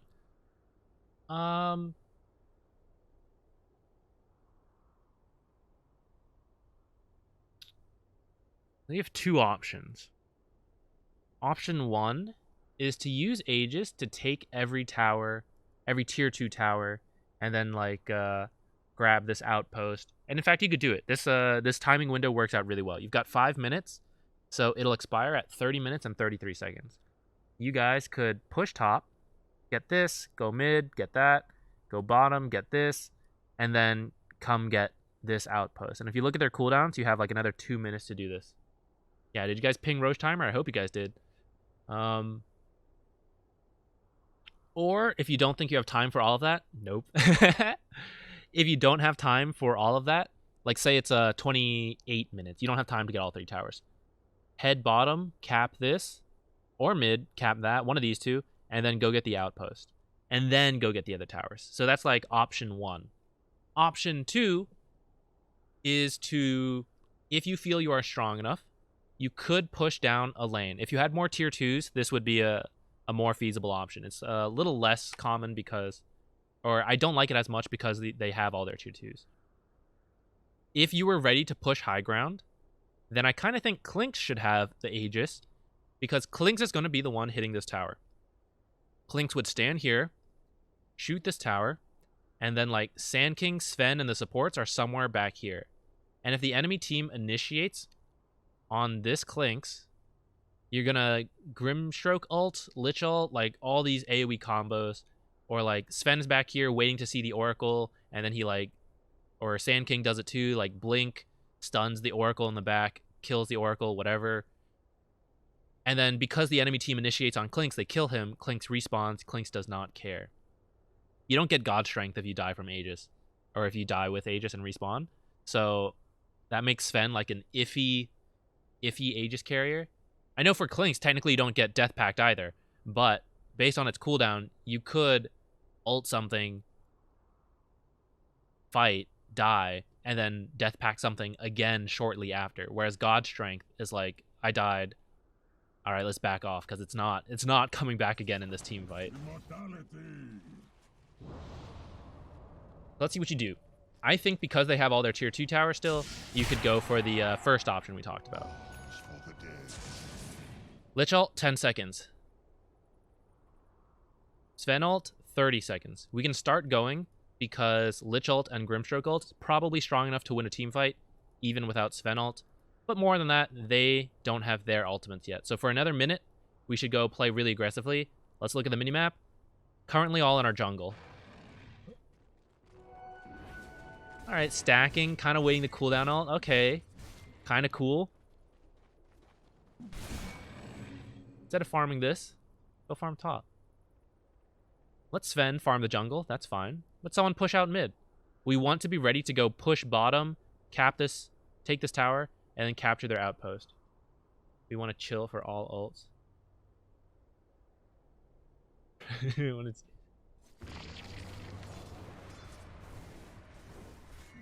Waiting for your ult is not a bad idea, but there are still things you can like do safely while waiting for ults without being like all in the jungle. So like someone pushing out this lane, and like we did see Grimstroke push out mid, so that's good.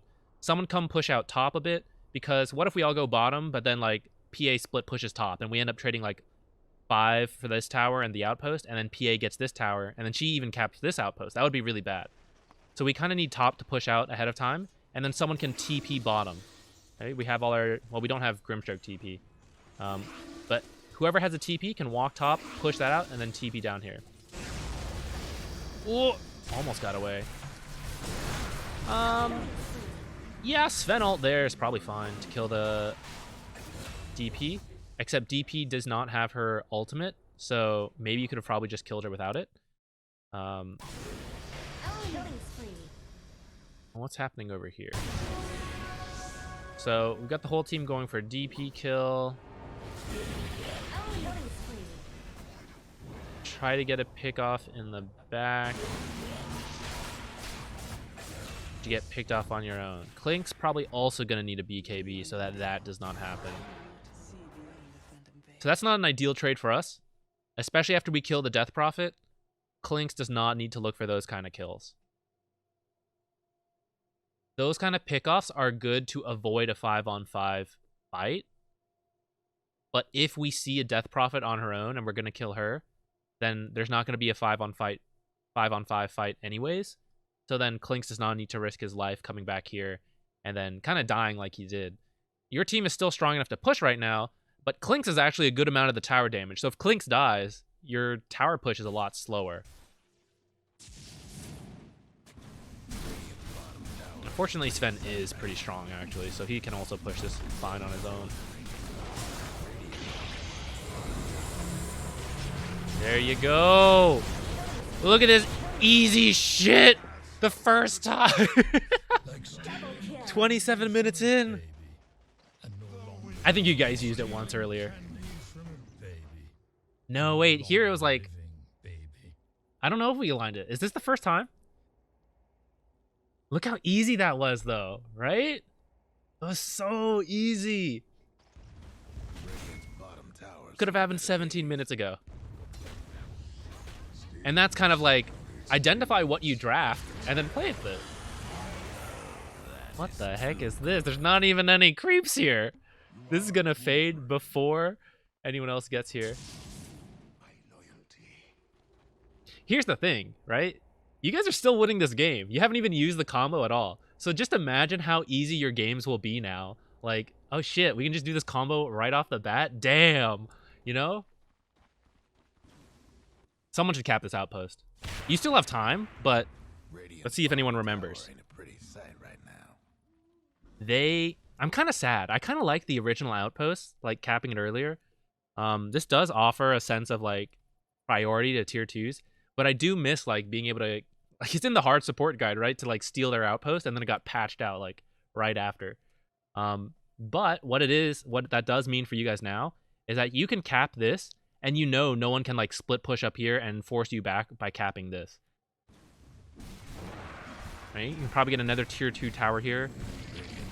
Thing is, you guys are going to want to transition your way top, which is getting further and further from this outpost, which is why it would have been nice if probably one of the supports goes to cap it and then rejoins the team. You might actually still have enough time anyways. Okay, someone's pinging it. Nice.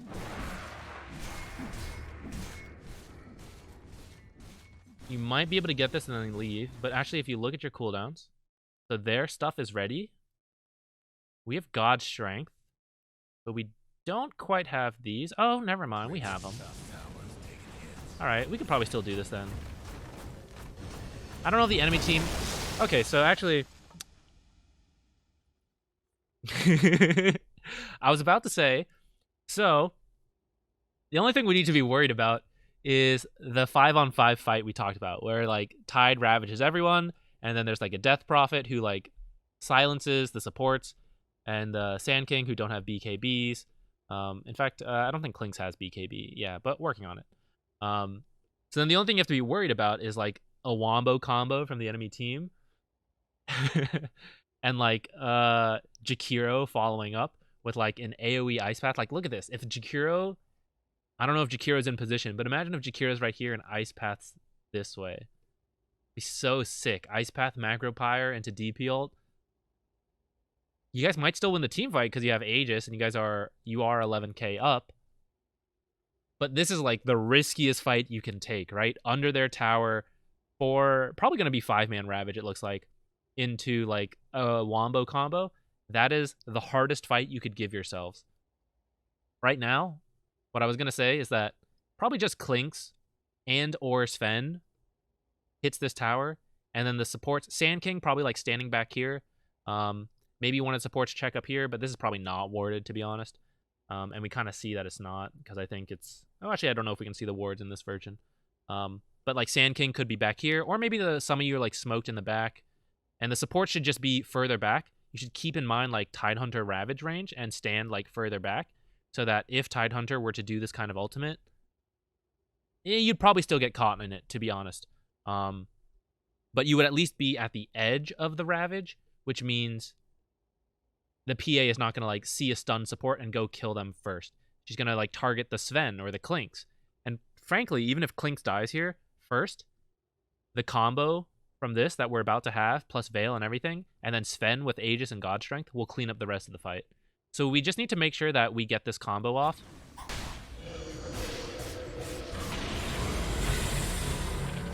Where's your Lich ult? Get in there. Yes! You see how she has BKB though, so it's like not as good. She still got deleted by other stuff though.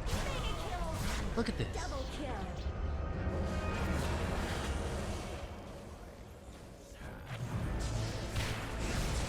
Yeah, so then... Oh no, you saved God Strength. Okay, that's actually better. So that was the hardest fight we could have given ourselves, and we still kind of were doing okay. Although we did end up buying back.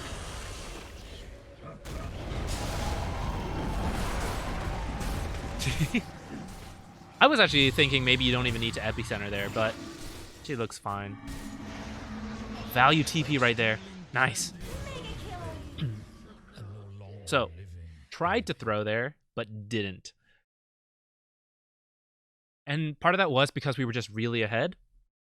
if you guys were not so ahead or you didn't have all your abilities, didn't get the combo off, that fight goes pretty differently.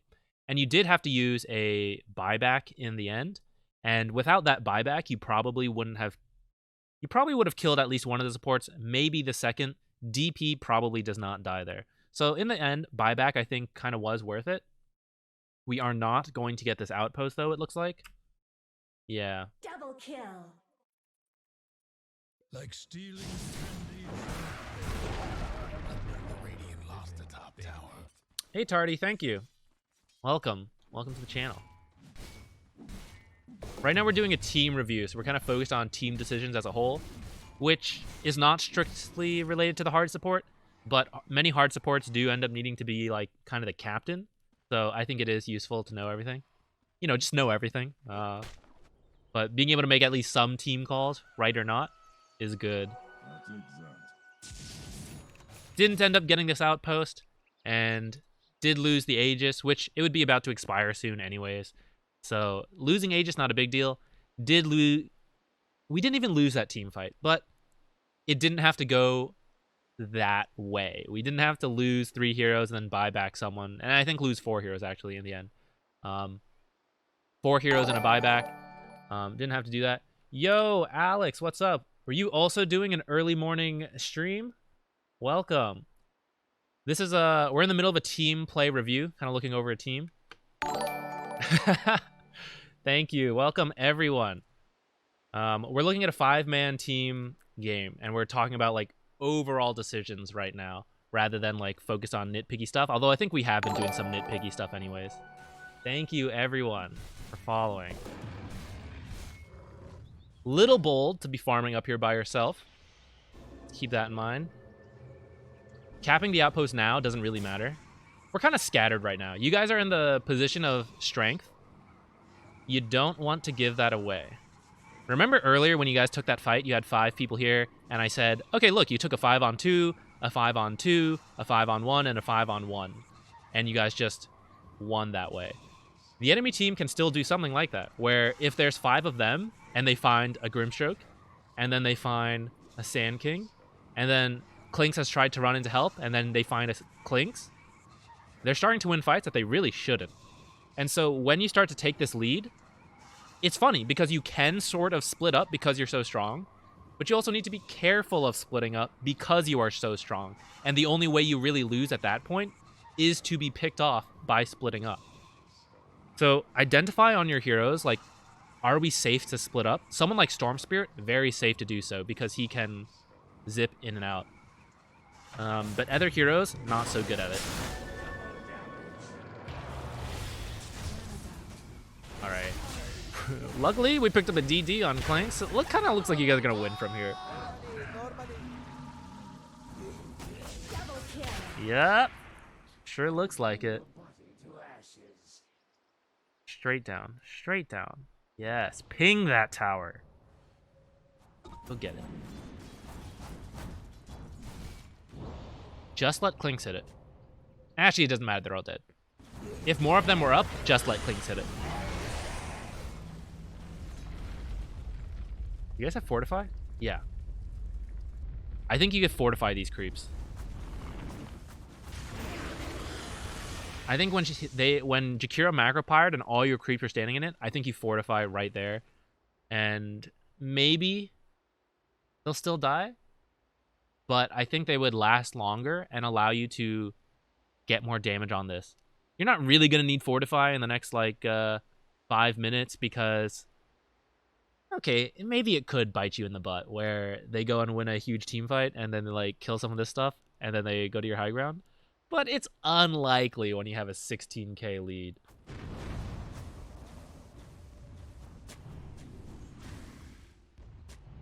And that Jakira ult actually protected their T3, right? We had like a Clinks double damage. We had them all dead. We really should have gotten at least a T3, maybe the Rax. So I think using your Fortify to protect your creeps to make sure you take this would be really good. Oh no. We're diving again. Please no. Alright, no need to soulbind if no one's near yet. Easy ult, except that not that many people were nearby.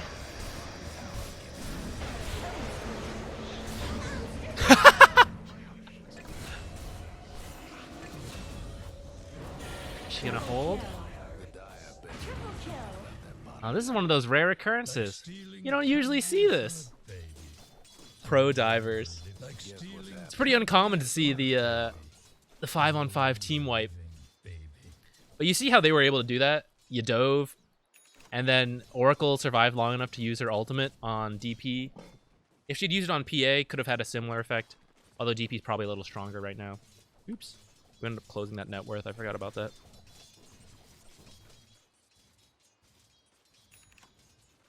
I think these could definitely have fallen without losing anyone. But overall, at least you got the T3, and I'm not feeling... I mean, that team fight was not the best, but I don't feel like we're in a position to lose now because of it. So it's a little setback, still okay. Next objective, Roshan, when it's up, should be up very soon. Or maybe it can start to spawn. I kind of forget when you guys did it. It was at like 25:30, I think it died. So it can start to spawn now. So for the next 3 minutes, and it actually works out really well. If you guys are lucky, hopefully they won't have their ults when this thing spawns. Kind of looks like they're going to, if you're at average luck. Play on the top half. So right now, all 5 of you want to make your way up here and just kind of play this part of the map and drop in a lot of wards and sentries. If a Jakiro or Oracle walks up here to try to get the ward, you kill him. But you don't have to like push further. You just keep playing in this general area. Who left this item here? You keep playing in this general area, keep the 2 waves pushed in. Maybe one hero is ready to stay bottom, push it out, and TP top when needed, TP to your outpost. But you just want to play in the top half of the map so that you have control for Roshan. And when you see Roshan up, if you see a lot of them bottom, maybe you can try to sneak Roshan, or look for a pick-off, get it, and then do Roshan. Right now we're all bottom, but it would be nicer to be top. Was that a solo smoke? Oh, no. Okay, there's 2 more. Where's Lich, though? Oh, Lich is here. I'm just blind. Where's Clinks? Clinks up here. Okay. I am now paying attention to the game.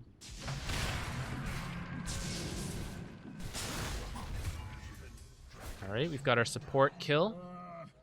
No idea if Roshan's up yet, though, right?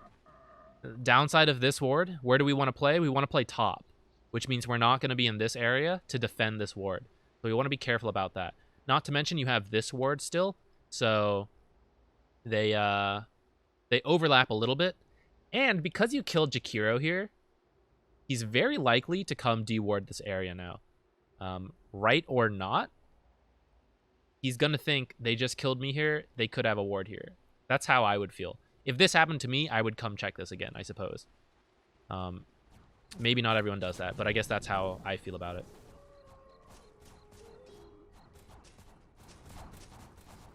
Did someone check Roche? Did I miss that? Kind of looks like Clinks was just in there. So now I don't think we have any more wards on our supports. Oh, we have 1. So,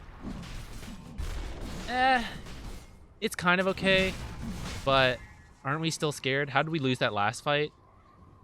They like 4-man ravaged us under tower.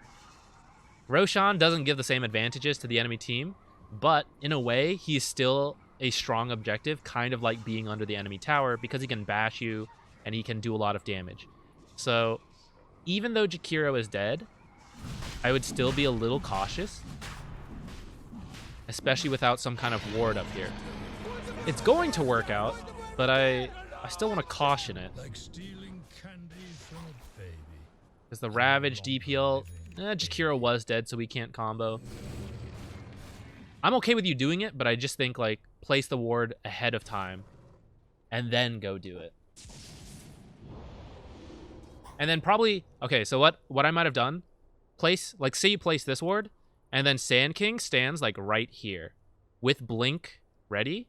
And then if you see them walk this way and they're smoked up, you'll see it break here. You will break their smoke, and then you blink out and run away. And they won't know where you are, assuming they don't have a ward here, which you should deward. You should deward this area as well before doing Roshan.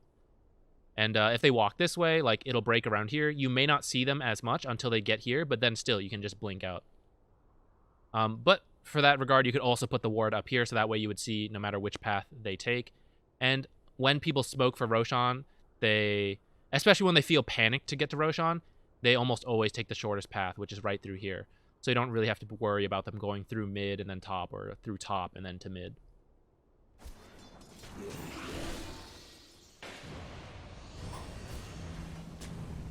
Oh, and who took that Aegis?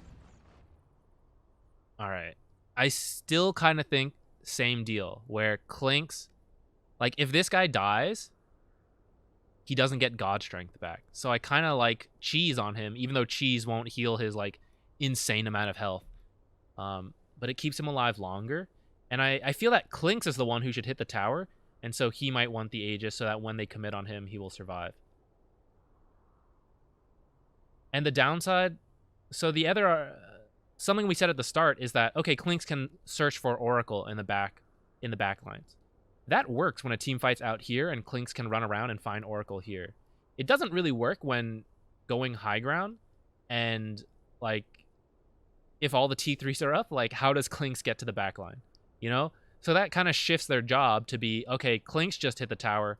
Sven will delete whoever walks in if they go on Clink's, right? If they all jump on there, we'll do the AoE wombo combo. Also, I don't know if we want to go mid because, or top, because mid is open.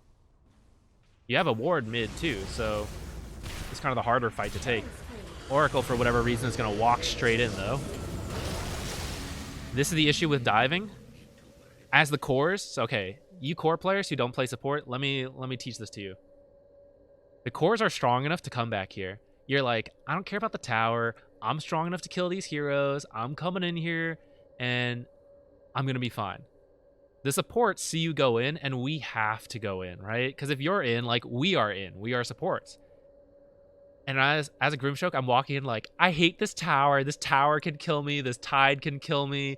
This Jakira's going to stun me. I'm scared of these. I'm scared of everything. You are brave. You are ready. You're farmed. But I am scared to walk up this far.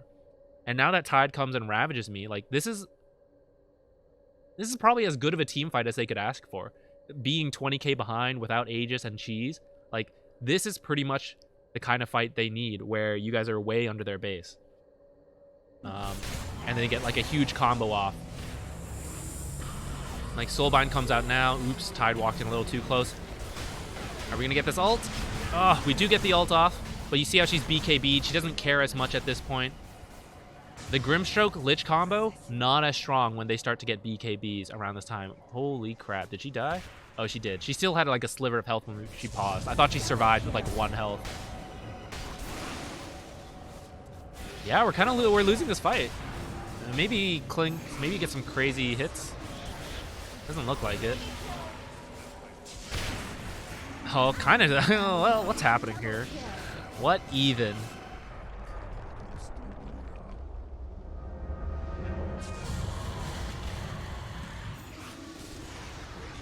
Are they gonna kill you? Or are you gonna kill them? This is the fight of the ages. I don't even care about what's happening anymore. Alright, they get you. 20k, Cheese, Aegis. Lost that team fight. Didn't get a single objective. We did get a couple buybacks. I think PA bought back. Who else? Was it just PA? The PA and the Oracle. That's pretty value for them. Yeah, carries never think of as poor supports. Always blame the supports. No, this is a core dive right here.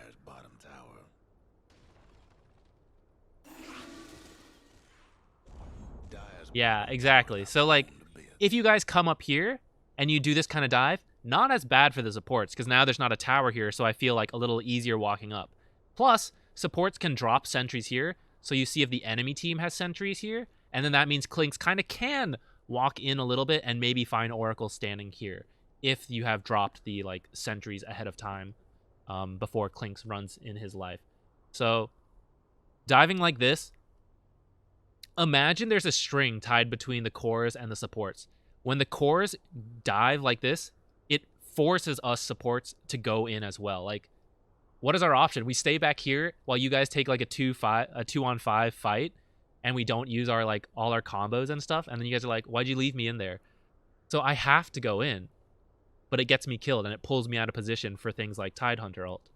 Sometimes it works. If they don't have something like Tidehunter ult, they don't have, like, Black Hole, things like that, then it's kind of okay. But it's still not as ideal as a fight that takes place here. This is much safer for us, where the carries are here, and then the supports are back here. That fight's way easier for us.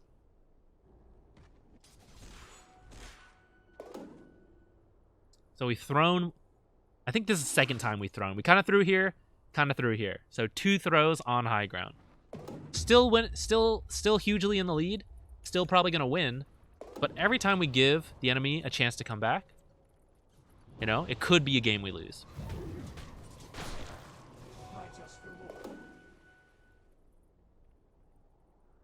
Yeah, even if Tide was there or not, the tower would have been ready. We always struggle high ground. All right, well, let's highlight this for the next couple. What about the value of 2 buybacks? That part is good. So you did get the Oracle and a PA buyback, which means your objective right now, and let's take stock. Once everyone is up, once you have your abilities, they are going to have their combo ready again.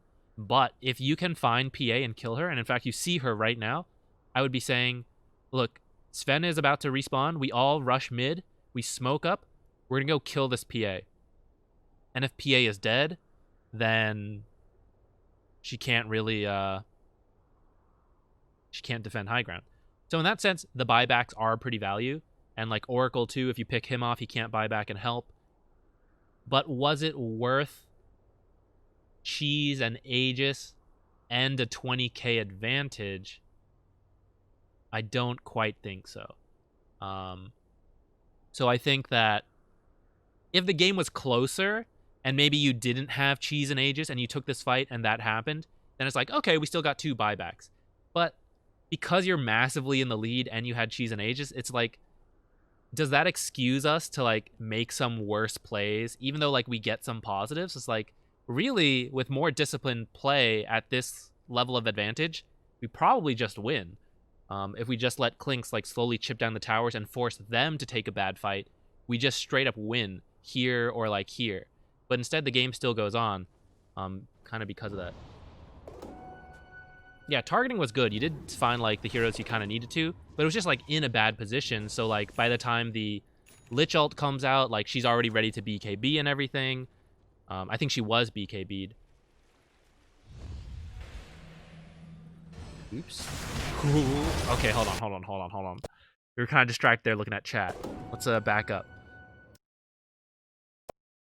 Okay, so this gets dewarded right now. Part of the reason I think that ward was like not the best. So they're dewarded here. You know they're here, but also because you have this ward here, you kind of know they're all here. Someone probably should have pushed top out and then TP'd mid for this smoke. Now we all get together. You're calling for a smoke. 4 of us smoke while Clinks looks for someone. Okay, you know Clinks is getting hit by whatever. I kind of think Clink should bait his life out here to see if they jump on this. And then you guys will be ready to like... This is the whole wombo combo right here, you know? So I kind of think Clinks can bait his life. And instead kind of this happens. Where Clinks is back here, but you don't know what you're getting into. Which lets them start to get this combo off. So Grimstroke dies without using Grimstroke ult. Which means Lich ult not going to be as strong, which means the double all the extra combos not as good. We have killed PA. Now we've killed them. So we still win this fight, but was it because you guys made a sick play? Not really. You guys won this fight because you were 20k ahead and your heroes are really strong. If this game is closer, you lose this fight. Like that huge Ravage, Soulbind not going off, no Epicenter. A lot of that was it was a good fight for them and a bad fight for you, but because you were so ahead, you still won.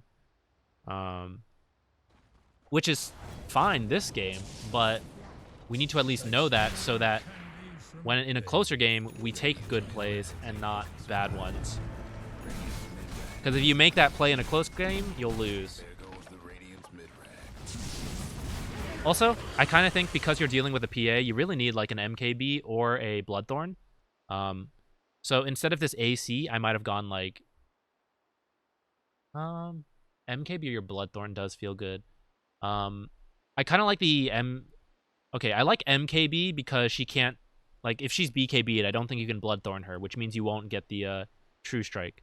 So in that case, MKB is nice, so it's not affected by whether she's BKB'd or not. Bloodthorn is nice so that if you jump the Oracle and for whatever reason you don't delete Oracle right away, you can silence Oracle, and then Oracle can't save themselves or anyone else, and then you finish the kill.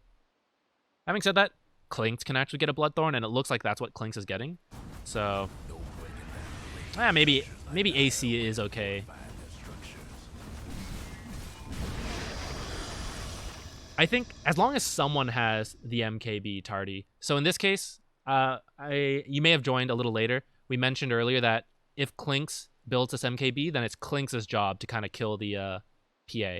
And so because their team has at least one MKB, it's okay that he kind of has some other stuff. But I agree. I think it's so important that I was still thinking, like, is this AC worth it over an item that specifically deals with the PA? And it looks like you guys are going to win here. I should rate Alex's Meepo game. There's one other we need to do. Someone else asked. And we have to do their replay. Oh, this went long. This is like 2 hours. This is a 2-hour video incoming. Sorry, YouTube. A little distracted by Twitch. I should have paused and then I can cut that out. Oh well. I'll learn it for next time. Okay, so besides using our draft combo ASAP as support and captain, what could you have done better to help the team recover from the strong TP, then push our massive advantage? So, honestly, I don't think you have to do that much differently. Like, I really do think using the combo sooner will make everything easier. Like, DP was strong at the start, but we pointed out her health. She was at like 1400. If we look at all of your abilities, let's go to like the scoreboard. So around somewhere here, if we look at your abilities, even if she has like 1400 HP, you've got a stun, so she can't do anything, 110 damage. You got the Ink Swell. Let's say that does like 300 damage. You had Burrow Strike, 100. Though I think it was like level 2 or 3 at that point, so maybe like, we'll still call it 100 damage. You got Frost Blast. That's like 100 damage.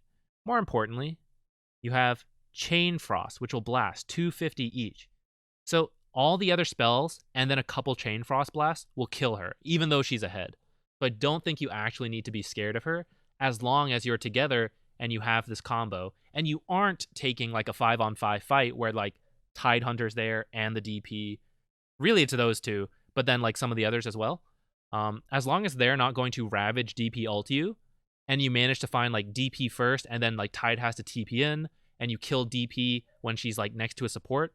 And if I recall, we did see times when they were pushing, and that was the case. I think that would have been good. Is a Vessel a good idea? Sort of, and no. Tidehunter has a passive that just removes anything on him, so it's not good on him. It would be good on Death Prophet, or against Death Prophet, but because she built a Yule, she can purge it from herself, and the BKB also kind of removes it. But more than that, they have an Oracle who can just always purge it off, and has multiple save spells. So, in this game, I don't think you need the Vessel. But you could do something like a... if the game went later, something like a Scotty on Clinks might have worked out, because Scotty also has a similar effect now, and that one you don't have to be worried about it being purged off, so I think that would be good. Yeah, we'll one day we'll do a techies, I'm sure, and it'll be a long one. All right, we should probably end this recording for YouTube. If you watched everything, thank you. I know it was a 2-hour special, a team review. This is a unique thing, you know? We don't always do that. Thank you, Fungal. That should be our ending right there. That's a... Thank you for the bits. I appreciate it. And I hope this was helpful. Let me know if you guys have any questions and all that. Anyone watching this on YouTube, you know? The Discord, the comments, anything like that. Or the stream if I happen to be streaming. We can always answer questions. And if we look at let's look at this real quick. Yeah, so your safe lane went well. Bottom could have gone a little better. Mid was a bit rough. But, like, yeah, you guys did fine. You kind of pulled it back together. And that was without using the combo until 27 minutes. So, if you guys like playing Lich Grimstroke, and I think that's great, I like that combo a lot, even though we pointed it out at the start. There are some weaknesses to it, but I think you addressed them pretty well. You had a Clinks who could roam, you had a Sand King who provides like the more instant initiation, and Sand King is a really good combo with the Grimstroke. I think all of that works out really well. Aw, thank you guys. You don't have to. I appreciate it. I think the draft is really good, but you got to use the draft. And then the game will be so easy. So easy. Thank you, everyone. Thank you. Okay, we'll end it here. Thank you, YouTube. I will stop recording now that we've hit 2 hours. Goodbye.